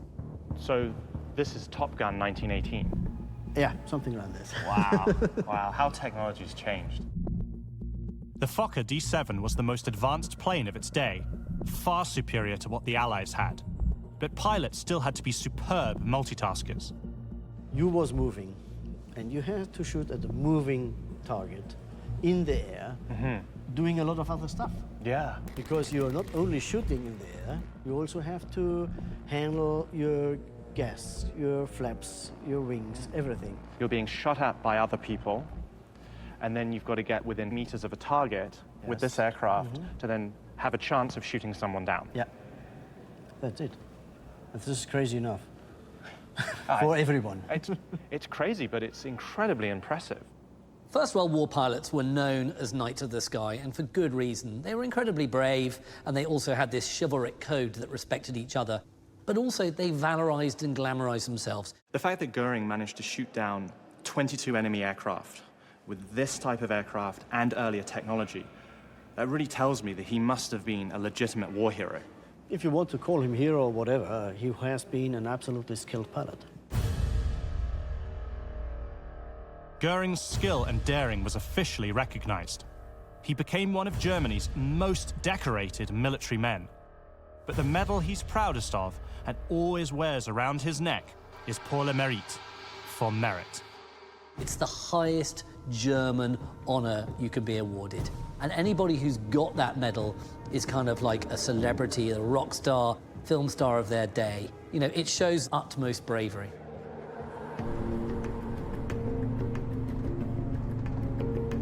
I want to find out how Goering came to be such a heroic figure. Where did his bravado come from? I'm in Bavaria in southern Germany, on my way to his childhood home. Goering was born in 1893, and his upbringing was anything but ordinary. I think this is it. Oh, check this place out. This is Castle Feldenstein, believed to be almost 1,000 years old, where his family lived until 1913. It's like a proper medieval castle.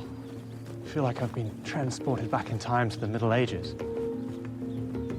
Oh, it's just magnificent. I half expect to see an archer leering at me through one of the arrow slits, or even man-at-arms in full armor up on the battlements. Wow. I'm meeting with historian Robert Giersch, who can tell me about Goering's time here. What would it have been like for Hermann Goering to grow up here? Ich denke, dass die Burg, dass die Wirkung der Burg als mittelalterliches Machtsymbol, dass ihn das fasziniert hat. Diese kühne Lage der Burg auf dem Felsen über dem Tal, das hat ihm sicher gut entsprochen. Here, Goering played at being a soldier in battle. His family didn't actually own the castle, but from an early age, he believed he was someone special. Goering, unlike many other senior Nazis, actually came from a distinguished background. But it was a family with a distinguished background that was maybe temporarily embarrassed. And so they often lived on the largesse of Goering's godfather, Hermann Eppenstein.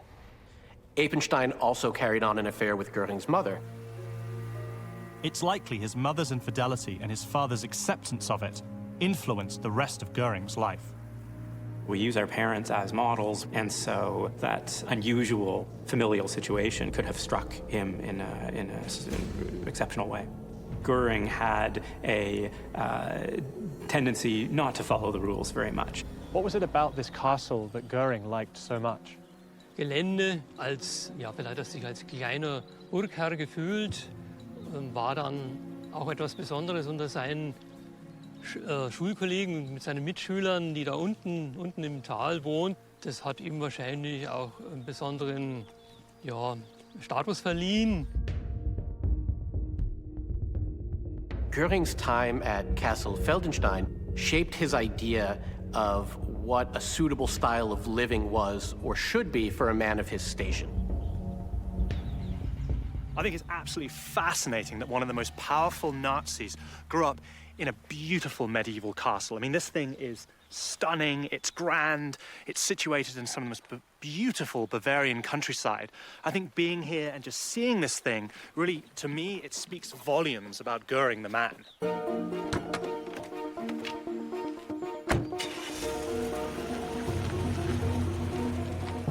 As a boy, Goering dreamed of military glory, and he made that dream come true, becoming one of Germany's top fighter aces. But his glorious war came to a crashing halt when Germany suddenly surrendered. Goering takes the end of the war really badly. Not only, is his favorite pastime, battle, now over, but also he, like so many other German men of his generation, regards Germany as having been stabbed in the back. He regards, the defeat as utterly unnecessary, and in fact, it's people on the home front that are responsible for the defeat and not the Allies. Goering deeply resented the terms the victorious Allies imposed on Germany. He was looking for radical solutions, and he soon found them.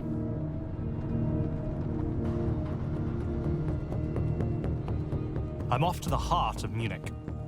It's where Goering met Hitler and began his meteoric rise to the top of the Nazi regime. The relationship between these two supremely powerful men was one of the most destructive the world has ever known. People were dying, and fascists as well as communists were marching with guns. Hermann Goering was a war hero and a war criminal. I'm on a mission to find out where Goering ranks in the Nazi hierarchy of evil. I've come to Munich, where his relationship with Adolf Hitler began. Wow, it really is beautiful. Like the space it offers in the middle of the city. I'm here to meet Michael Trammer, a photojournalist who can tell me about Goering's connection to Munich's dark past. He's brought me to Königsplatz, the scene of fascist protests in the 1920s. Why were far-right groups protesting here specifically? This place was used for far-right rallies due to its size. They understood themselves as fighting force against leftists. After World War I, Germany was economically devastated. Extremists on both the left and right were seeking radical solutions. In Munich, you have an attempt to set up a communist state on the Soviet model. And of course, that provokes an amazing backlash from people who are opposed to that form of government and society. It's another level of violence. You actually have guns being fired, people being killed for their political beliefs. For sure, I mean, those were armed fights. People were dying, and fascists as well as communists were marching with guns. It's here that Goering saw Hitler speak. It must have just been this incredibly powerful moment for someone like Goering that was interested in that type of politics. As far as we know, he just encountered Hitler in the crowd, and it must have been a stunning moment for him. So this is where it all began for Goering and Hitler. This place was the scene of a turning point in history. Goering later said of Hitler, God gave the savior to the German people. Goering finds Hitler attractive because he is a brilliant orator. He clearly, is a man with zeal on a mission, and he seems to have the answers to all of Germany's problems, all encapsulated in this one very dynamic, charismatic personality. Goering, despite being a big personality himself, is completely sucked in and seduced by it. Like many war veterans, Goering was radicalized. We have much to learn about the individual characteristics that lead to radicalization.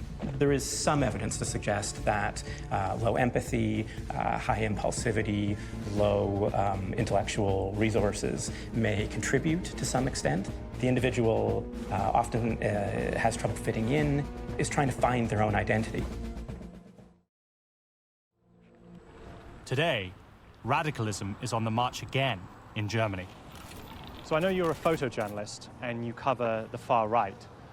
Do members of the far right today or neo-Nazis congregate here still? Yes, this is still a place of gathering because of the historical link. I can actually show you a photo from a rally in 2015.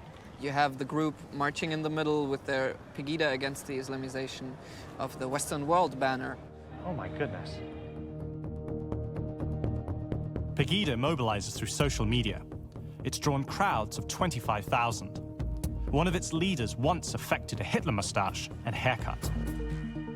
They understand the history. They understand the significance of this place to the Nazis. So there's that connection between then and now, that they do the same sorts of things. It should be in people's mind when they see a picture of Pegida marching down this road, that this is the exact spot where fascists gathered before they took their power. Covering the demonstrations of the extreme right can be a dangerous business. I have been attacked. Just down the road at Karolinenplatz, for example, I was kicked once. So it sounds like intimidation is a major tactic they use.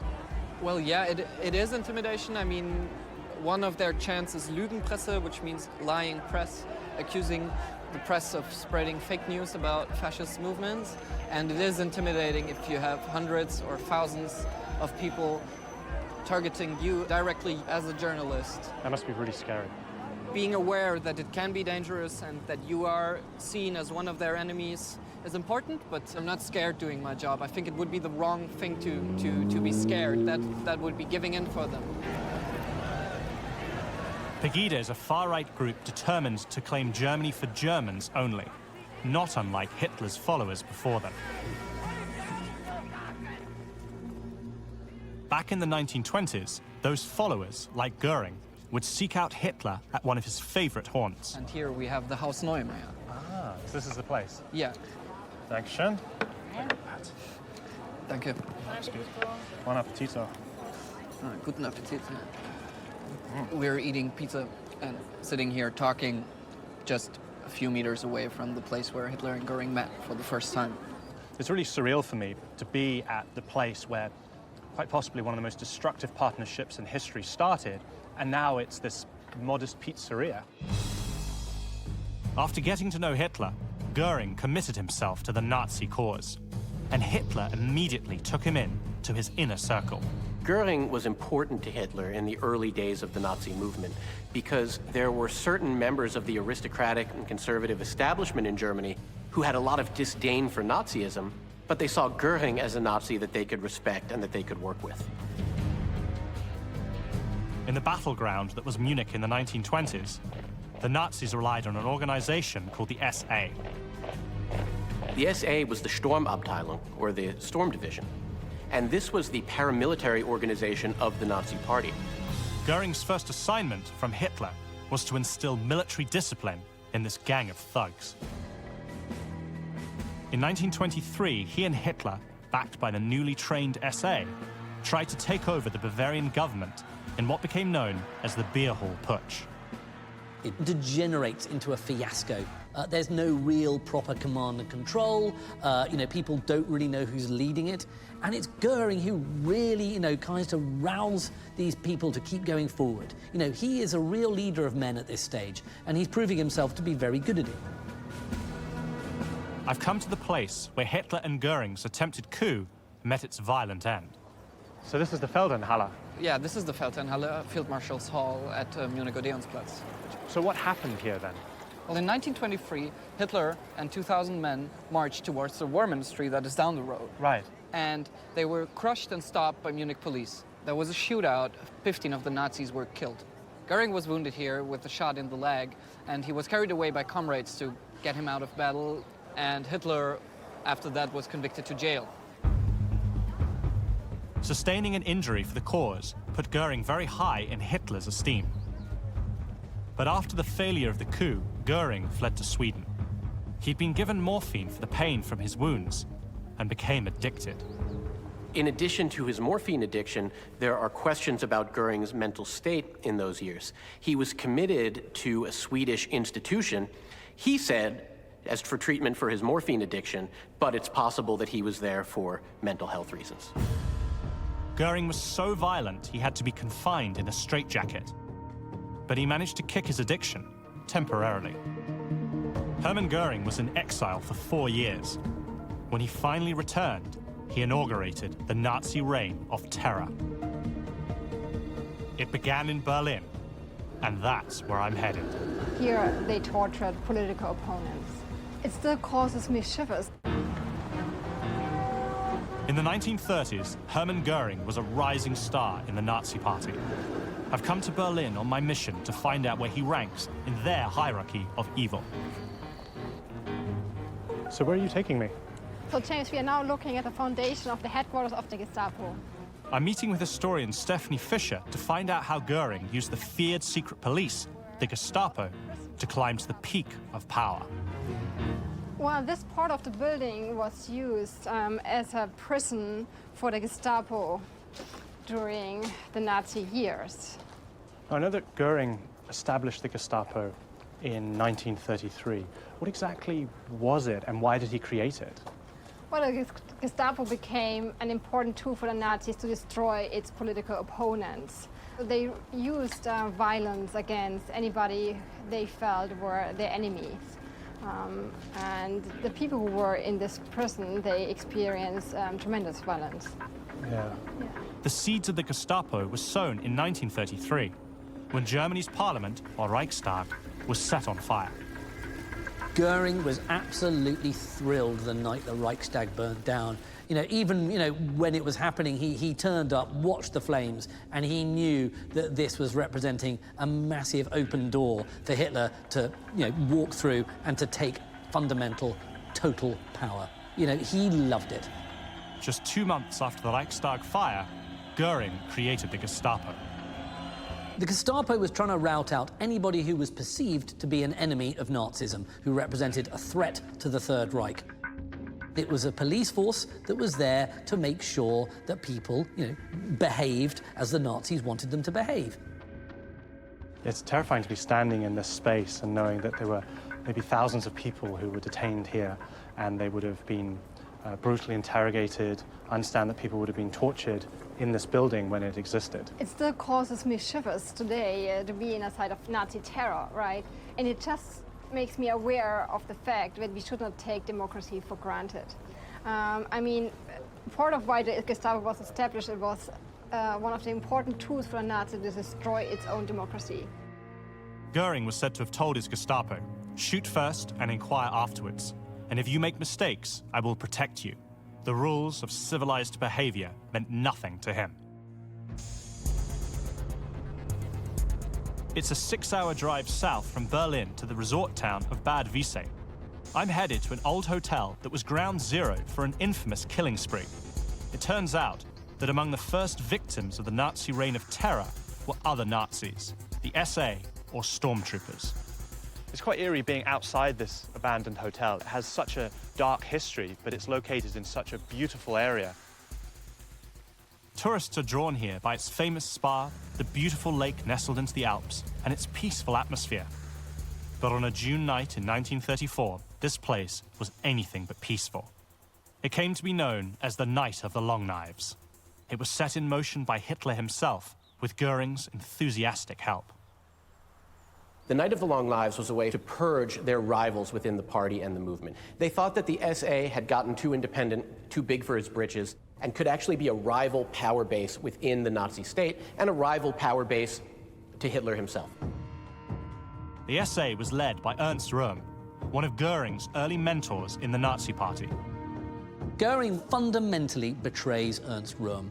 He's enough of a pragmatist to know, if he's not going to be liked by Hitler, I'm going to help Hitler get rid of him. It's the ultimate betrayal. So it really pointed to his ruthlessness and his willingness to do anything to consolidate his power.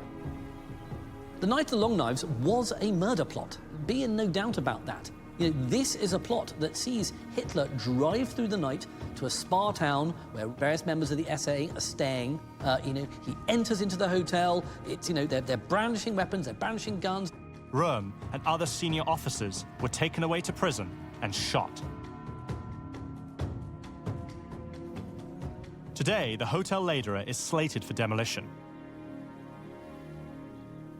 Destroying it would obliterate its terrible history. But how do the people who visit here feel about it? What do you know about this place? Ein bisschen. Ja, ich weiß, dass hier diese SA-Leute erschossen worden sind, damals von der SS. Ja, da gab es Streit um die Führung und die Richtung und Hitler wollte dadurch durch dieses Killing hier die Führungseliten der SA auslöschen. This place is cited to be demolished. Based on what happened here, do you think it should be preserved? Aber wer will hier wohnen? Hier will ja kein Mensch wohnen, ne? In so einem Haus mit so einer Vergangenheit. After the Night of the Long Knives, Hitler moved more firmly toward his ultimate goals: the annihilation of Jews and the Germanization of Europe. I'm headed back to Berlin. I want to find out how Goering helped Hitler achieve his terrible aims. He is a killer. He is a murderer. And he seems completely fine with that. I'm in Berlin on my mission to find out where Hermann Goering stands in the Nazi hierarchy of evil. One of the most imposing buildings in Germany, the former headquarters of the Luftwaffe, is a monument of sorts to Goering. To find out more about it, I'm meeting with historian Nick Jackson. This is the Air Transport Ministry. So if there was a seat of Goering's power... This would have been it? This would have been it. In 1936, Goering had the whole block demolished and built what was Europe's largest office. There are 2,300 offices in here. The head of the Luftwaffe, that would have been something that he would have been hugely proud of, very involved in. He rebuilds the Luftwaffe from scratch to this fighting force ready to go in 1939. By the time war broke out, Goering had created the best air force in the world. The Luftwaffe planes could fly faster, climb faster, and accelerate faster than most of the aircraft they were up against. Many Allied pilots never saw their attacker coming. It was essentially Goering's big dream. He was a pilot. He loved planes. So the idea he now had his own pet air force, well, that's the best toy a man like Goering could possibly have. He's a busy man. You think of all the titles that he had. But he certainly would have spent time in this building. In fact, that would have been the main office. Oh, that right there, those windows? With the large windows. All those windows are one room, and that was his office. That's the main office of the for the building. He definitely had an office to match his ego. Other than Hitler, he's the most powerful man in the country. Throughout the 1930s, as Goering's power increased, so did his taste for the good life. He was developing a hearty appetite for all of life's pleasures. This looks like a good place. Yeah, let's go here.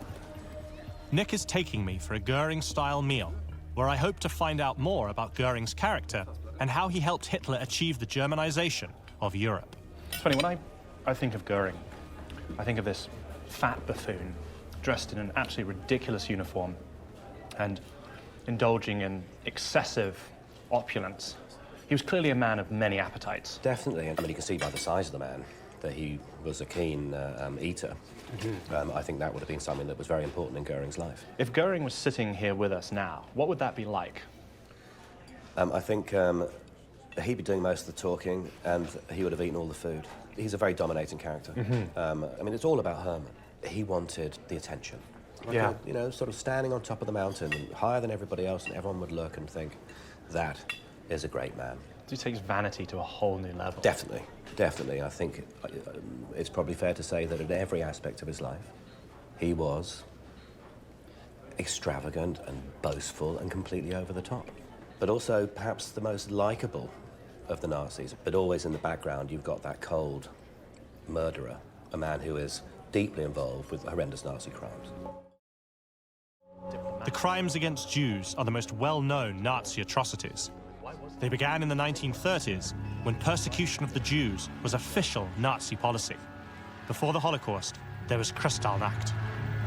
Kristallnacht, Night of Broken Glass, was a night of coordinated violence against Jewish property and Jewish people throughout Germany and Austria. synagogues set on fire, stores looted, and people rounded up and sent to concentration camps. Goering, with his boundless greed, did not actually approve of the destruction of property. In fact, with Kristallnacht, he would have preferred killing more Jews, but preserving some of the valuable items and objects and buildings. He actually told the Jews that they should pay for the damage themselves. I mean, that shows you quite how revolting a specimen he was. Kristallnacht was only the beginning. Goering was responsible for the order to organize the practical details of the Holocaust. In 1941, Goering signed a memo authorizing the coordination of the so-called final solution to the Jewish question, the systematic extermination of Jews. Goering's memo authorizing the coordination of mass extermination is a huge step of the development of Nazi policy from persecution to genocide. The Holocaust has many fathers, but Goering is one of the most significant of all these figures. What's so sort of especially hateful about Goering is that he's not a kind of virulent anti-Semite at heart. He's carrying out anti-Semitic policies in order to advance his own political career. The fact that he would be willing to be a part of these atrocities simply for personal gain is truly terrifying. I feel you could be almost disarmed by Goering's eccentricity, that he's this larger-than-life character. He's involved in all these ridiculous excesses, but he was an evil man. He is a killer. He is a murderer, and he seems completely fine with that. Goering's willingness to do anything for Hitler made him indispensable. But in 1939, Hitler revealed that he planned to invade Poland, and Goering tried to talk him out of it. Why was he so against Germany starting the Second World War? If Germany loses, he loses all of the power, the houses, the uniforms, the glory, the medals, the position that he'd worked so hard and so ruthlessly to achieve. The most important thing for Hermann Goering was Hermann Goering. Hitler ignored Goering's views and declared war, but named Goering as his eventual successor and Marshal of the Empire. It was the latest in a long list of titles Goering accumulated. He collected them like others might collect autographs. The more, the better.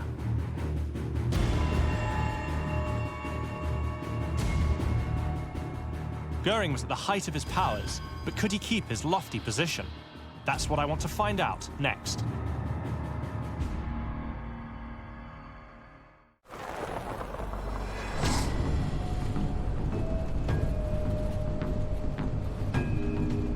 I'm 70 kilometers north of Berlin, inside one of Europe's largest nature reserves. It used to be the site of Karenhall, Hermann Goering's vast country estate.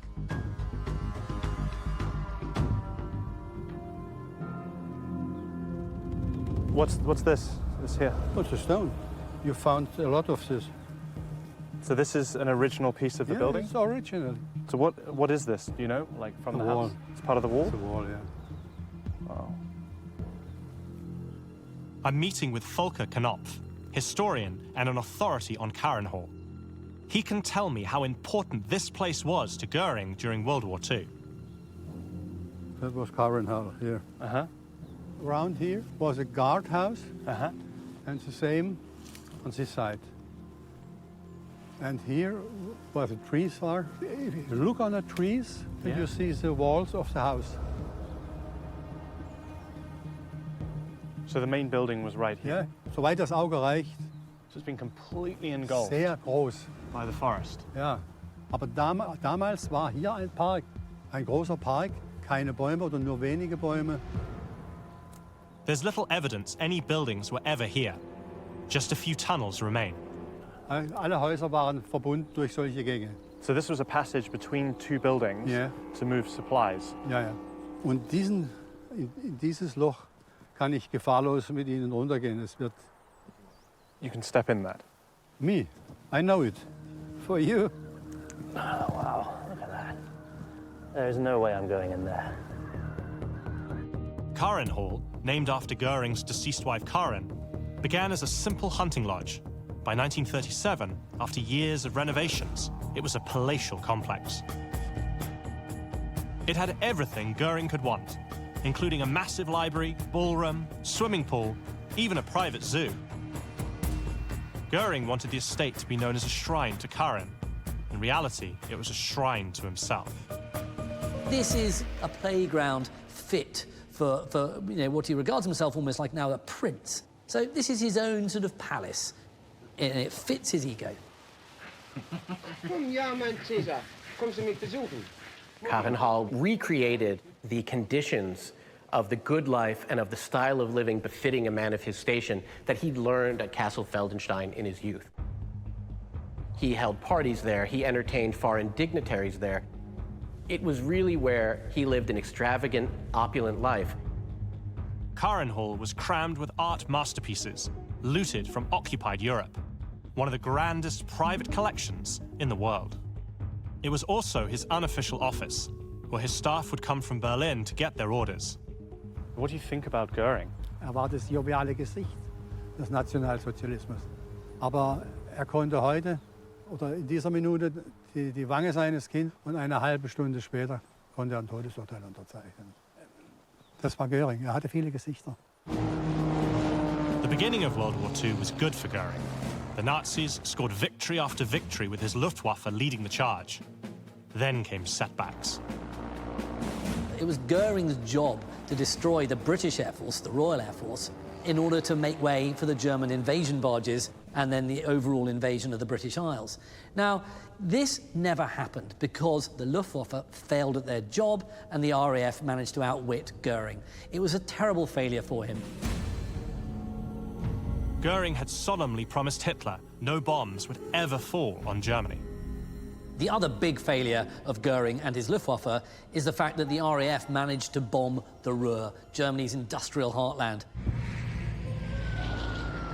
Goering, one of his old fighters, has now failed him twice.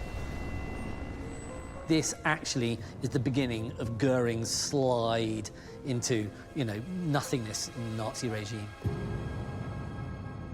Goering was increasingly isolated from the inner circle and increasingly retreated to Karin Hall and to his life of pleasure and opulence. Hat in seinen Memoiren geschrieben, wenn man Karin Hall betrat, hatte man das Gefühl, als herrsche tiefster Frieden. Hat hier gelebt, als wäre ihn herum kein Krieg. Goering was still trotted out on ceremonial occasions, but even that rankled his Nazi colleagues. Josef Goebbels wrote, "Bemedaled fools and vain perfumed fops have no place in our war leadership. It's effeminate behavior given the current situation." Towards the end of the war, as the Reich starts falling apart, well, so does Goering. And he retreats into his own sort of kind of make-believe world, stuffed with looted and plundered art, complete with all sorts of baubles, a chest full of medals. I mean, he cuts an absurd figure. And also, he's hopelessly addicted to drugs. Essentially, what you've got is a fat, drug-addled, dipsomaniac, who has lost any respect. But Goering still harbored delusions of grandeur. Towards the end of the war, Goering sent a message to Hitler where he essentially said, if I don't hear from you by a certain time, I'll assume you're unable to fulfill the duties of Führer, and I'll take over control and command of the Reich. Hitler regarded this as an extreme act of betrayal, and it was really the final nail in the coffin in terms of Hitler's relationship with Goering. As the Russian army approached, Goering moved his plundered possessions to safety and fled, ordering Karin Hall to be destroyed. Goering resigned to the Americans and expected to be treated as the representative of a defeated power. Instead, he was arrested for war crimes. One of the things I find most interesting about Goering is when he was finally captured, he supposedly believed that he deserved a parade rather than to be convicted. One possibility is that his increased drug use had led to just increasingly delusional thought processes.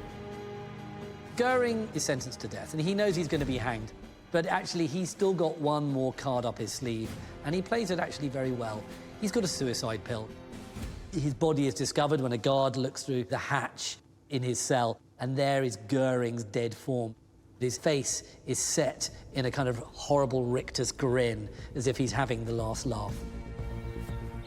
My trip to Karin Hall has given me the last piece of the puzzle that is Hermann Goering. Now it's time for me to finally determine where this complicated character fits into Hitler's hierarchy of evil. He murdered and plundered his way across Europe, and he murdered and plundered his own people. My visit to Germany has helped inform my understanding of Hermann Goering's position in the Nazi hierarchy of evil. Now it's time for us to decide where he should be placed in our unique pack of cards. The same kind of pack that law enforcers use today to identify their most dangerous killers. This is Hitler's Most Wanted. Guy, what's your impression of Goering as a person? Frankly, I find it a little hard not to be seduced by him. I think he has an enormous amount of charm. And that's what makes that personality so dangerous, is the fact that he can charm you, he can trick you, he can pull one over on you, and he can send you to a concentration camp. Goering used charm to mask his brutality. He saw himself as a dashing man of action and a subtle diplomat who could turn every situation to his advantage. One location to me that really exemplified his personality was Karenhof, which at the time was this incredibly opulent pleasure palace. Anthony, why was Goering so obsessed with opulence? Goering had a very particular idea of appropriate living for a man of his station. The idea was formed in his youth, living at Castle Feldenstein, and he tried to realize it in Karenhall. I think that's absolutely right. He was a big personality, and he had very, very greedy tastes. You know, he liked his food, he liked his drink, he liked his morphine, and he liked his works of art. So, in many ways, he was like this big monster that just needed to suck in as much stuff as he could, and it never ended. What was his motivation? I think, in absolutely succinct terms, he was a thief. When he got a chance to aggrandize himself and enrich himself, he took it. Goering killed innocent people to maintain power and the wealth and luxury that came with it. He was ruthlessly ambitious, undermining rivals on his climb to the top. I think there's sometimes a danger with Goering that we focus on this sort of larger-than-life character, but behind that lies this really nasty individual. Immediately after Kristallnacht, Goering sets to work coming up with ordinances to dispossess Jews, strip them of money and of assets. So we really see that nasty scheming in the service of Nazi anti-Semitism right in that example. For Goering, anti-Semitism was a practicality. He wasn't actually, I don't think, a convinced anti-Semite. To some extent, that makes me wonder, why is he doing the things he's doing? He's doing them for personal gain. He really is using the atrocities as a tool. To some extent, that, to me, suggests a greater evil. So what I'd like to do now is figure out where Goering ranks in the Nazi hierarchy of evil. So Matt, if you want to go first. Well, I think psychologically he's up there. I give him a 4. Anthony? He was central to the early rise of the Nazi Party. He was central to remilitarization. He was central to the early successes in the war. Add to all of that his direct responsibility for the so-called final solution, and we have to rank him at number 4. Guy? I'll put him at 4 as well, because he murdered and plundered his way across Europe, and he murdered and plundered his own people. So you guys have a unanimous consensus, and based on my experience exploring his story in Germany and our discussion here, I'm going to agree. He is number 4. He is the ace of clubs. Fourth in the Nazi hierarchy of evil, Hermann Goering had a hand in almost all of that regime's crimes. He bears enormous responsibility for the horrors that befell millions of innocents. Adolf Eichmann, the notorious Nazi who escaped justice for 15 years before his trial brought global understanding to the term Holocaust. Under oath, Eichmann insisted he was a middle manager with no blood on his hands. Dass ich nie einen Menschen getötet habe, dass ich nie einen Menschen erschlagen habe, dass ich nie einen Menschen geschlagen habe. Is this the truth, or were his words all lies? Most people from my generation don't understand how over 70 years ago, a small group of Nazis could start a war that killed 60 million people. I want to find out, and to help me, I'm going to use playing cards. Today, they're used by both the military and law enforcement to help identify their targets. But nobody has ever put together a pack of cards for the most notorious group of killers in history. Working with experts, I want to know where each of these Nazis rank in the hierarchy of evil. My name is James Ellis. This is Hitler's Most Wanted. It is interesting weighing up the different sides of this. I find this is an extremely tough one because he played such an integral role to the Nazi genocide, but at the same time, because he was a cog in that machine, maybe he was replaceable. What I find most interesting about Eichmann is the pedestrian nature to which he went about his work. To him, it was just automated. He went to work, he did his job, he went back home. You have to remember, he wasn't a senior Nazi. That uniform is that of an SS lieutenant colonel. That's not that high. It's middle ranking. When anti-Semitic measures were increased and persecution was ramped up, he was on board. A genocidal regime doesn't just need speech makers, doesn't just need people ranting at the podium, it doesn't just need politicians, it needs organizers, people who make plans and carry them out. Eichmann was one of several senior Nazis to escape punishment after World War II. He vanished into thin air before being spotted in Argentina in the late 1950s. He was captured in secret and brought to Israel to face his accusers. His trial lasted for 4 months and was watched by millions around the world. Throughout, Eichmann claimed he was purely an administrator who played no direct part in the mass genocide his Nazi bosses carried out. I want to know if there is any truth to his defense, so I've come to Germany to start looking into Eichmann's story at a place that helped take him down. That's the map. Nearly every spot here is a crime scene. Wow. Jens Rommel is a prosecutor at the Central Office for the Investigation of National Socialist Crimes on the outskirts of Stuttgart.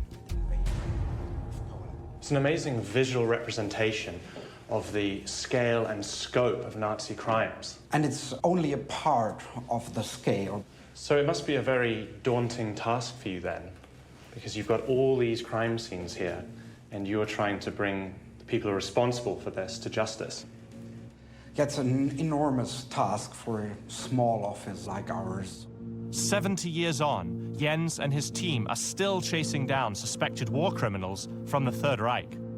They have identified some 28,000 war crime sites, but with many of the men and women under suspicion now in their 90s, time is running out. These crimes happened 7 decades ago, but your office is investigating these crimes today.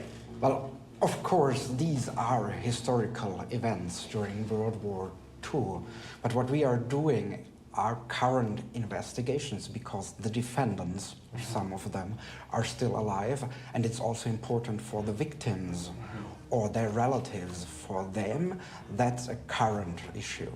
Let's move to the card index room. We have 1.7 million index cards with names, locations, and military units. 1.7 million? 1.7 million. More than 700,000 names of defendants or witnesses. From Hitler down to the lowliest thug, the details of their crimes are recorded here. So I'm interested in finding out more about Eichmann. Do you have anything on him here? Well, there should be a file concerning him, but first we have to check on the index cards. That's his index card. You can see we have a lot of cards concerning him, 8 in total. 8 cards. Is that unusual? That's unusual because he was such a prominent figure responsible for a lot of victims. You have his personal data, Adolf Eichmann, and his actual position as the head of a unit in the Reichssicherheitshauptamt responsible for the killings and the robbery of Jewish citizens. But as a bureaucrat who spent the Second World War behind a desk, he wasn't well known among Nazi hunters when the conflict ended. In post-war Germany, the process of denazification undertaken by the Allies quickly became a lower priority than preparing for the coming conflict with the Soviet Union. So there was little appetite in post-war Germany to find and prosecute war criminals, especially those who weren't at the very top of the regime. This allowed Eichmann, along with many others, to slip through the net. It really blows my mind. Hundreds of thousands of people have blood on their hands, and some of them are still out there. Eichmann, however, was one of the highest-profile escapees to be caught. The arrest brought to light his astonishing story. To find out more about how he got his start with Nazism, I'm heading 620 kilometers northeast to Germany's capital, Berlin.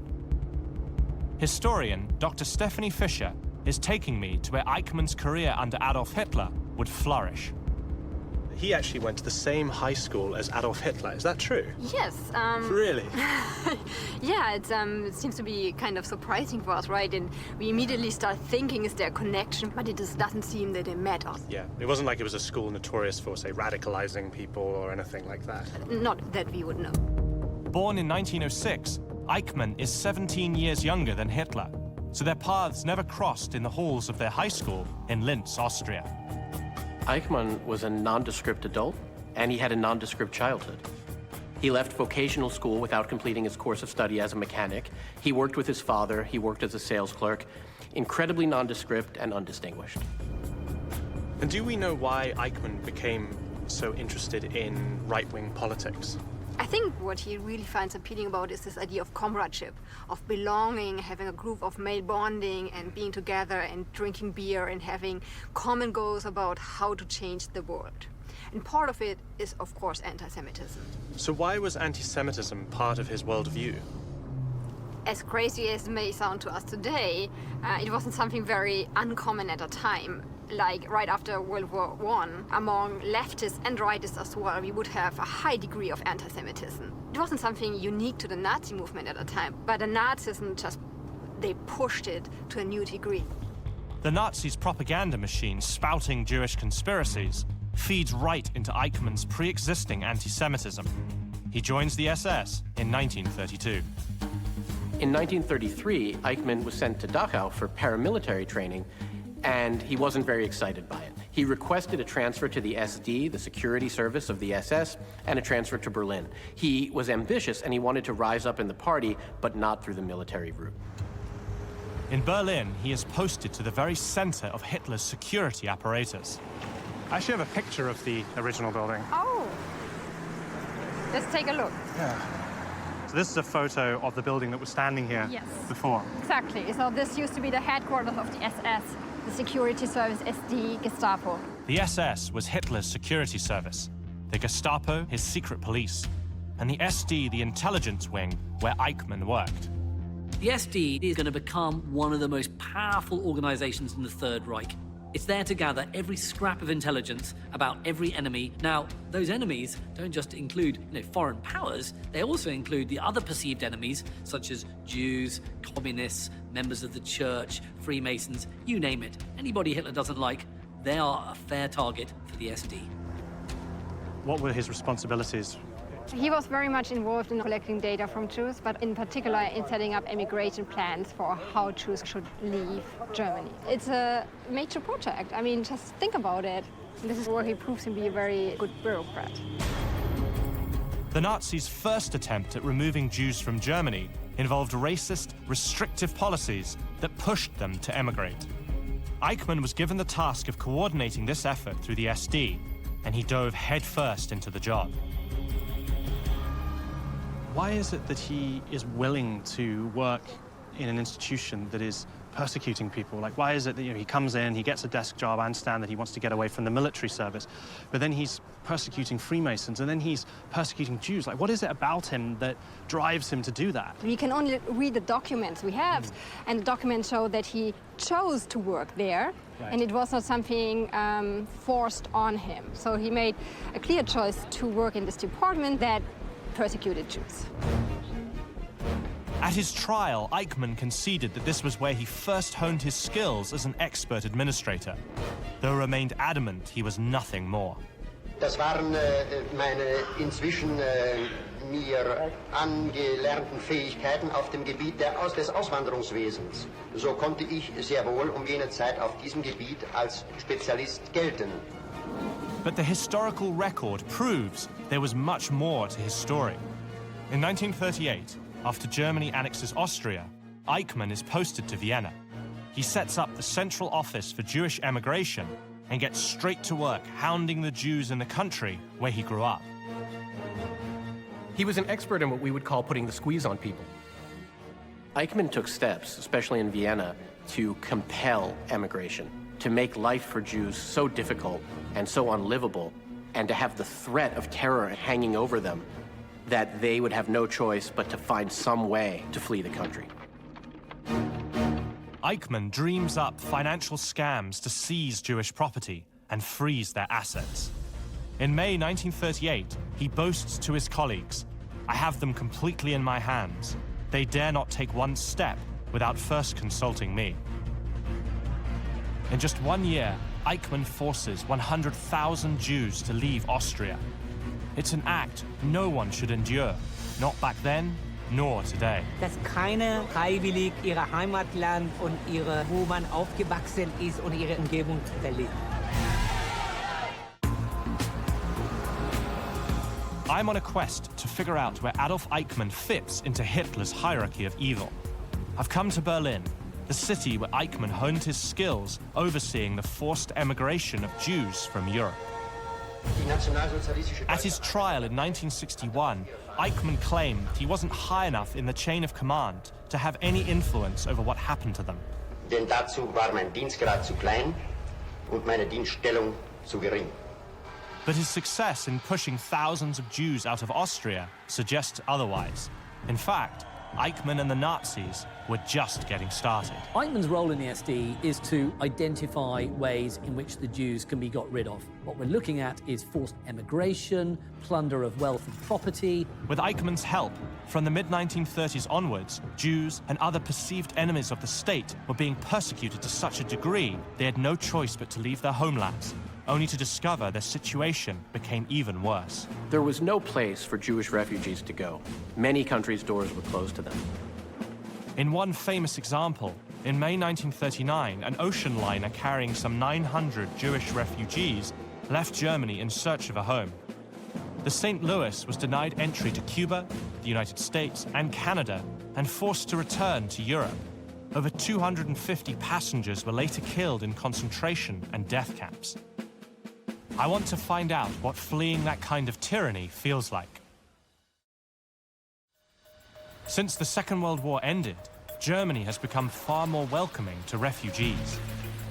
How long have you lived in Germany? Ich bin seit mehr als 38 Jahren in Deutschland. And though I can't speak to those who were aboard the liner, I can speak to people who've endured similar torment. Ich bin ein Jahr nach iranischer Revolution. Hamid Novzari is the director of Berlin's Society for Iranian Refugees, a group that supports newly arrived asylum seekers. Die neue politische Machthaber im Iran und neue politische Lage war für mich unerträglich. Ich konnte nicht mehr aushalten und deshalb bin ich mal rausgekommen. After the revolution in 1979, Iran devolved into totalitarian rule. Persecution of political opponents and minority groups became government policy. Just as Adolf Eichmann used the terror apparatus to push Jews out, Iran's leader, Ayatollah Khomeini, intimidated his people into submission. Many were forced to abandon the country of their birth. Why do refugees come to Germany? What conditions are they fleeing? Sehen sich gezwungen, ihre Heimat zu verlassen, sei es politisch, Hunger, keine wirtschaftliche oder Lebensperspektive, aber auch viele wegen ihrer Geschlecht, als Beispiel Frauen, Homosexuellen, als Beispiel Iraner, mehr wegen religiöser Diktatur, Unfreiheiten, Syrien, Bürgerkrieg. Wenn sie aus Afghanistan kommen, da haben die de facto keine Perspektive, entweder wenn die aus Dörfern sind und so, werden die eventuell von Taliban und anderen Paramiliten. In 2015, more than 1 million refugees fleeing civil war, political persecution, and economic hardship flooded into Europe. In response, Germany opened its borders. How do you think Germany's history affects their attitude towards refugees? Ich glaube sehr viel. in Bezug auf die Vergangenheit von Deutschland sich verpflichtet fühlen, sich für die Minderheiten, für Flüchtlinge einzusetzen, dass keiner freiwillig ihre Heimatland und wo man aufgewachsen ist und ihre Umgebung verliert. The kind of state-sanctioned persecution Hamid is describing resonates with Eichmann's work. In 1939, the Germans invaded Poland. This gives Eichmann an even greater challenge. It becomes increasingly obvious that the more territory you conquer, the more Jews are going to be under your control. So when the Nazis do march into Poland, suddenly they got 3 million more Jews. Now, what are you going to do with them? Ever the problem solver, Eichmann's policies escalate from forced emigration to deportation. And one of his pet projects for what to do with the Jews was truly bizarre. If you want to get to the roots of basically crazy Nazi thinking, look no further than the Madagascar plan. Big island off the coast of Africa. Nazis look at the map and go, well, why don't we just dump the Jews there? Eichmann assembles a task force to plan mass deportations from Nazi-held Europe to the French colony. But the plans and practicality during wartime doomed it to failure. It's completely insane. There's no infrastructure there, and of course, it makes no sense. If you're going to dump a load of people on that island, well, actually, you might as well kill them. Someone makes that mental leap, and that's what's going to happen. This is a planned genocide through an industrialized mass murder program. It's deeply disturbing.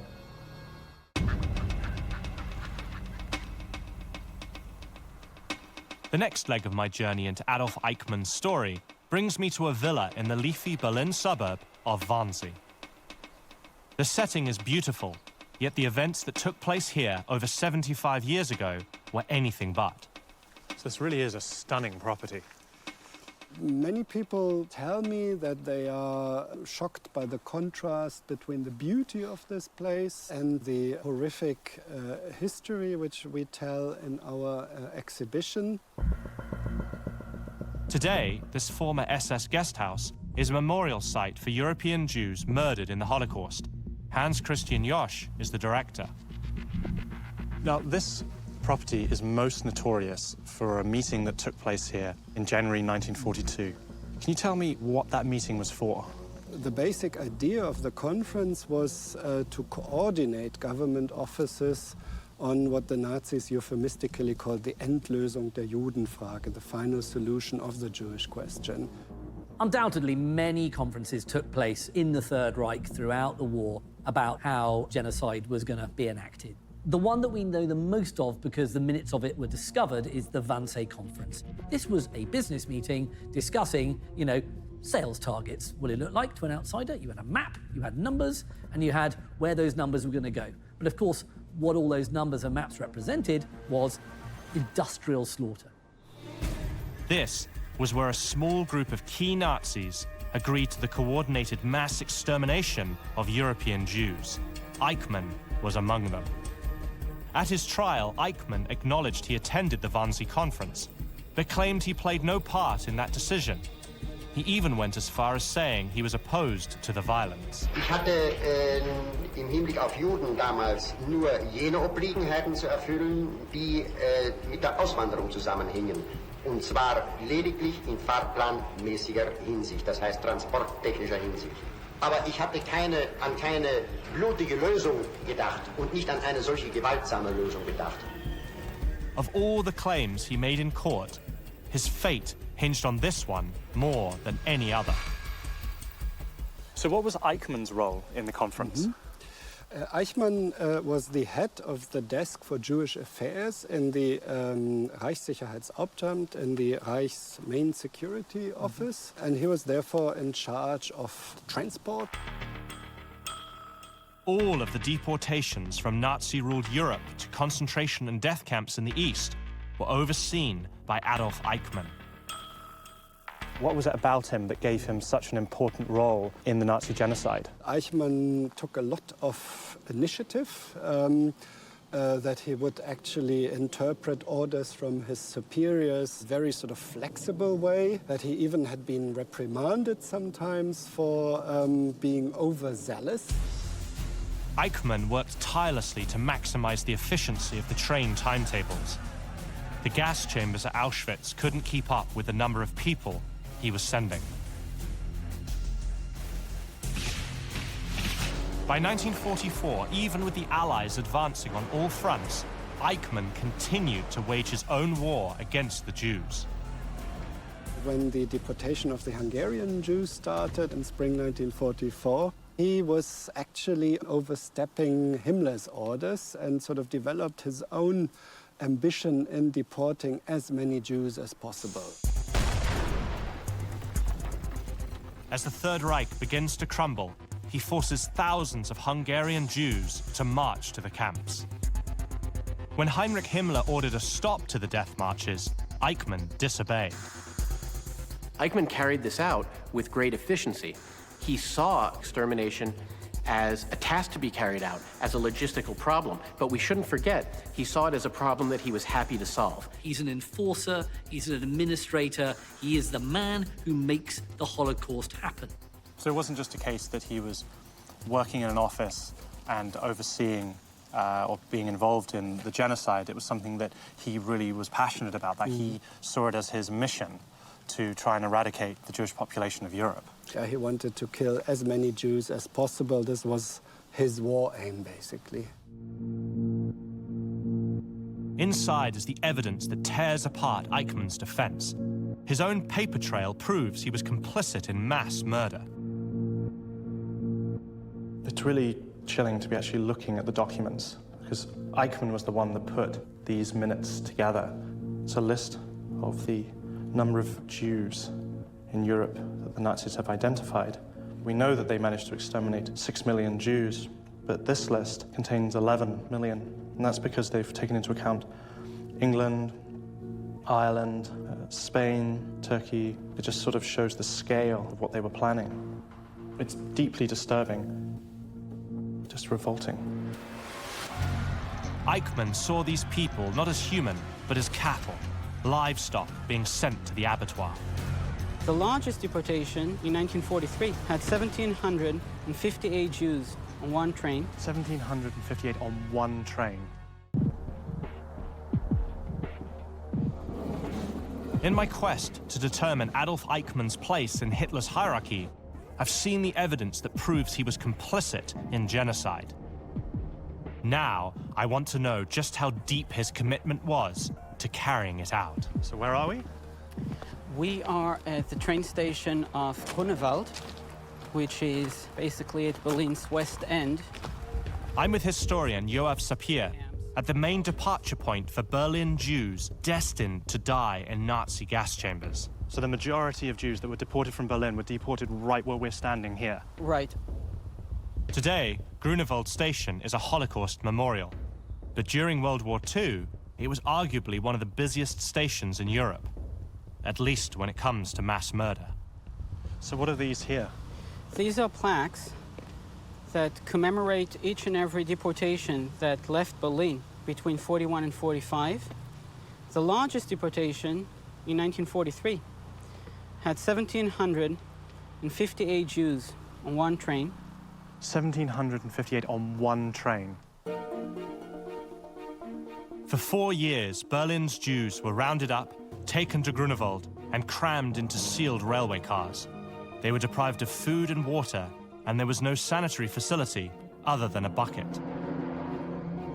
Many died on the trains themselves before they even reached the extermination camps. What's so chilling to me standing on a platform in Berlin is that you see that we're not dealing with genocide on the battlefield. That had been happening, but we're dealing with genocide that's been planned. It's something that the state has decided to do in the most practical way possible. They outsourced the killing to these murder factories. And then, of course, the question was, how do we facilitate this transportation? How do we get the Jews from Germany, France, Belgium, the Netherlands, and so on? And that's where Eichmann comes in. That's where Eichmann is in charge in facilitating the kidnapping of families from their homes, forcing them onto trains, making sure that everything works well, the timetables. having the manpower, having the resources, having the trains on time to leave Berlin, to leave Paris, to leave Budapest, on the way to Auschwitz, for example. At his trial, Eichmann was confronted by witness after witness. Das ist Eichmann.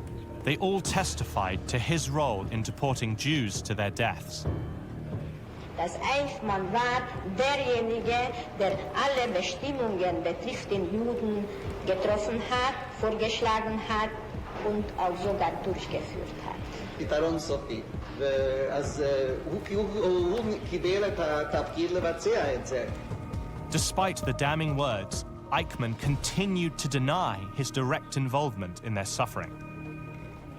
So sind an diesen Sachen eine ganze Menge Personen, wenn ich mal so sagen will. One of the most confusing things about Eichmann was his seeming normality. He comes across, at least, as just sort of your everyday person. That is scary to some extent because it suggests that that normal people might actually be capable of this level of atrocity. Eichmann approaches his role within the final solution with the utmost zeal. I mean, he takes his job really seriously. And that's what makes him such a terrifying figure, because this is a big logistical exercise. His department is quite small, it's just a handful of people. Yet together, under Eichmann's stewardship, they manage to get all these people, these millions of people, sent to their deaths.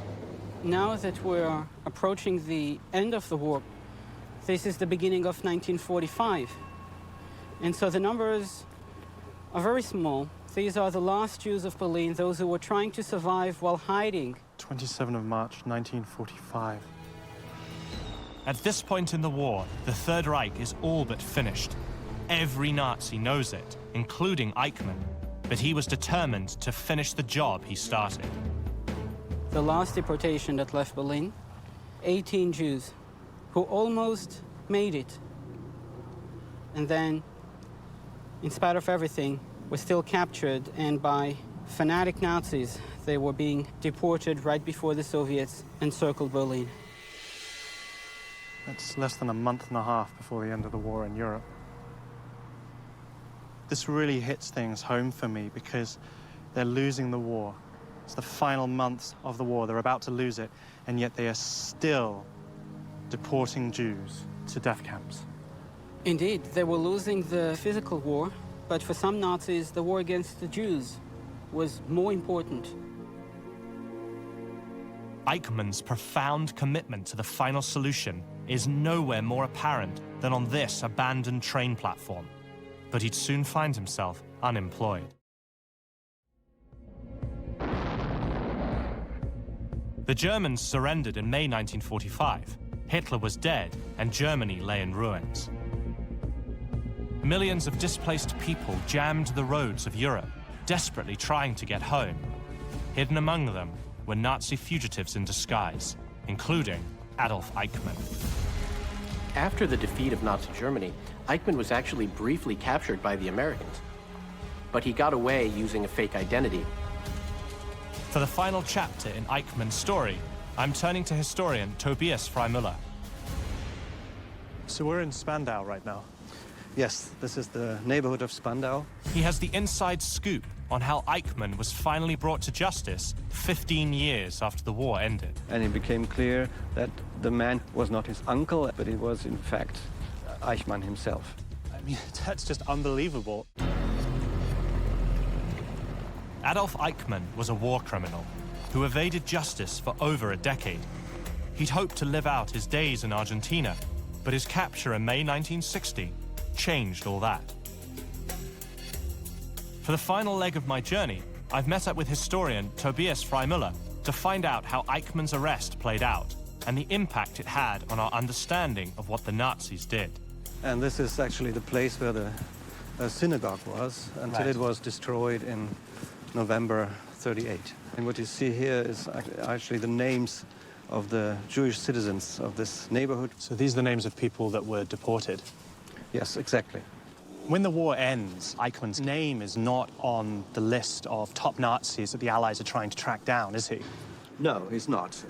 The Allies search for the top-ranking Nazis they know, his name is mentioned because it was clear from the very beginning that he was responsible for the deportations. But he was not seen as one of the leading figures who were brought before the court in the main Nuremberg trial. In Argentina, Eichmann lived under an alias, but his wife and children still carried his name. He spends, his days in Argentina drifting from menial job to menial job. He tries to make an Angora rabbit farm work. It doesn't work. He's working as a mechanic at a Mercedes-Benz factory. These aren't big jobs for a man who thinks, he deserves more. Eichmann coped with his lowly place in the world by bragging about his past to other fascists. He also gave extensive interviews to another former SS officer turned journalist. When he started giving these interviews in the 50s, the plan was to write a book and to publish a book where Eichmann would tell the truth about his history in the Third Reich, and he would publish it under his real name then. One second, in the 50s he was going to write a book and he was going to talk about what he did and publish it. I find that extraordinary. But I suppose if you're that fanatical and you genuinely believed what you did was right, I suppose something that sounds as crazy as that now, to him, sounded like the logical thing to do. Absolutely. He wanted to tell the truth from his point of view. But it would be Eichmann's twisted version of the truth, no one else's. And these memoirs were never published. So how was Eichmann ultimately apprehended? It was in '57 when Fritz Bauer received a letter. Fritz Bauer was the state prosecutor of the state of Hesse, and he was known as one of the very few people in the judiciary in West Germany who would really fight for the prosecution of Nazi crimes. So he received a letter from Buenos Aires.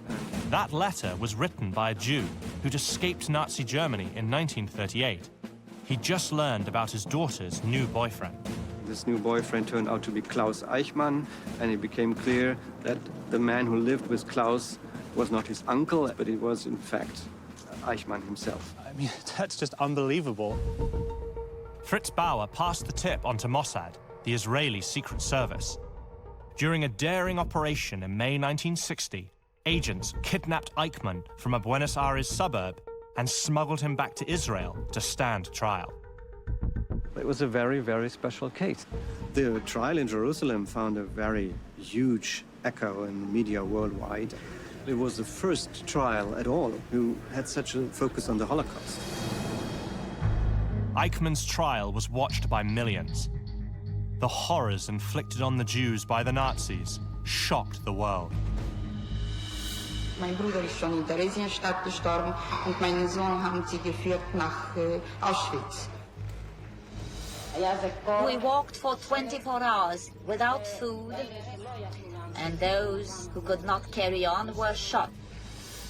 ראיתי ילדים מובלים להריגה. פעם אחת באו אנשי SS. SS men arrived one morning and took the child away with them. Later, I learned that the child was thrown into the fire. Until that point, I don't think that the world at large really knew what had happened. They knew there had been atrocities, they knew there had been killings, but they hadn't realized that the Holocaust, and it wasn't really called the Holocaust at this point, was actually this genocidal act. You had survivors telling their stories in front of a global audience, and really for the first time, bringing narratives of the Holocaust and the systemic nature of persecution and genocide together in one place. To have this laid out so clearly and to hear the testimonies and to see Eichmann in this glass box made a huge impression, especially on the younger generation, of course, who heard for the first time really what was the real nature of the Nazi crimes. I think it's at the Eichmann trial where people really start to appreciate the mechanics and the machinery of the genocide. They realize that this isn't just something that just took place on a whim in camps. This was something that was organized, it was designed, it was literally built. Trains and timetables were literally drawn up, and people who were doing it were men like Eichmann. The trial inspired Jews around the world to recall their own experiences of persecution and loss under the Nazis. It renewed calls for action to hunt down war criminals still on the run. It also forced Germans to confront their past. So the German society had to learn that responsibility was to be found everywhere, within every bureaucratic system, within every family, and every soldier who took part in the war in the East had seen and properly done terrible things. And this took decades in Germany to really get through. So the Eichmann's trial really opened up this period of understanding and taking responsibility for the atrocities that Germany had committed, and not just brush it under the carpet and say, oh, you know, Hitler and a few other guys were the people who did it all. Absolutely. What does Eichmann's performance at the trial tell us about him? Well, it tells us pretty much everything that we know about him, finally, because there he was again and again making the argument that he only followed instructions, that he had to do what he did. Eichmann played a fictitious role at that trial. He made himself out to be the little man. He made himself out to be the cog in the machine. He made himself out to be just the type of bureaucrat that all governments and indeed all dictatorships need if they are to function. But everyone else in the courtroom saw right through him. We know that he was very convinced of what he did. And until the very end of the war, he still tried to keep up the deportations, even if it was pretty clear that the war was lost. Eichmann was found guilty on all charges and sentenced to die. He was hanged on May 31st, 1962. A coward to the end, he never once expressed remorse for his complicity in the murder of millions during the Second World War. Now it's time for me to figure out where this Nazi bureaucrat fits into Hitler's hierarchy. Eichmann gets as close as I can imagine anyone getting to pure evil. My travels to Germany have given me a much clearer picture of Adolf Eichmann's role in the Holocaust. Now it's up to us to find out where he fits in the hierarchy of evil. Using our unique system of playing cards, I want to determine where Eichmann ranks among Hitler's most wanted. So what was it about his character and abilities that gave him such an important role in the Holocaust? You know what he was? He was good at logistics, he was good at organization, and he was good at following where those lines led to their most cruel and horrible conclusions without batting an eye. Well, I think the thing about Eichmann that I notice is how bureaucratic he was, how administrative he was. Or at least he tries to portray himself in that way, as a quite normal person just going about his business. And that was certainly how he portrayed himself in the dock in Jerusalem in the 1960s. Well, what you have to remember about Eichmann is that he was a Gestapo officer, and he had an enormous amount of power in determining the mechanics of the Holocaust. He's sometimes called the architect of the Holocaust. I think that maybe some other characters actually deserve that epithet. But what he did do was he helped manage it, and he managed it very, very fervently. Eichmann's bureaucratic diligence wasn't just about following orders. To him, his job was everything, and he relished in the administration of terror. Eichmann was there right from the very beginning. He was up there, exploring the options, whether all the Jews should be deported to Madagascar, and ultimately as to where they should be murdered. And when the Nazis escalated from persecution to mass murder, he went to great lengths to keep the mechanics of genocide running smoothly. The place that really struck me was Grunewald train station in Berlin, and this is where a large number of Berlin Jews were deported to the east to be murdered. And Eichmann was responsible for those deportations. But the thing that was most disturbing about that place was learning that those deportations were happening right up until the final weeks of the war. It was not incidental. They were diverting resources to it. And at the very end of the war, they ramped up the extermination in order to make sure there wouldn't be any witnesses. In Argentina, Eichmann cavorted with ex-Nazis and would-be Nazis and was quite proud of what he'd accomplished. He bragged about how many Jews he was able to deport to extermination. You're absolutely right. And he actually said once, I'll jump into my grave laughing that I killed 6 million Jews. This was not a man who was in any way ashamed of what he had done. So it's really frightening to grasp the fact that what he was doing he believed was right. and he felt a conviction to the cause. It wasn't so much that he believed what he was doing was wrong and did it anyway, like a psychopath would. He truly believed that his behavior was justified. Now, that doesn't necessarily make his behavior any less evil, but it is, again, scary to think that somebody can undertake immoral behavior and actually feel justified to do so. Eichmann saw no moral quandary in the bureaucracy of genocide and his central role in it. That is what cements his place among Hitler's most hated disciples. So I'd like to come to a conclusion now of where you think he ranks in the Nazi hierarchy of evil. So Guy, we'll start with you. Well, I'm going to put him down in the late teens, which may seem a little bit surprising considering he's this kind of household name amongst Nazis. Why? Yes, his personality is revolting. His anti-Semitism is pure evil. What he did was pure evil. But I think there would have been a lot of people who could have done that job in the Third Reich. So therefore, he doesn't really qualify for something much higher. Anthony? I think we all agree that Eichmann wasn't the faceless cog he portrayed himself as. But Eichmann gets as close as I can imagine anyone getting to pure evil. He didn't do this for fame, for money. He did this because he believed it was the right thing to do. His skill at that means that he has to rank a little higher, so I'm going to rank him at number 10. I agree. I think he's necessary. I think his personality profile is required, and I think that his zeal demonstrates a pure evil. But I do, unfortunately, believe that that evil, that position, is replaceable. I rate him at 12. So obviously the three of you have difference of opinion, but for me, I just can't get over the fact that he was responsible for the deaths of millions. I'm therefore going to agree with Matt's ranking, and he's at number 12. He's the queen of clubs. For his devotion to the logistics of the Holocaust and his unrelenting desire to deport all of Hungary's Jews to their deaths, Adolf Eichmann proves that even a bureaucrat can be responsible for great evil.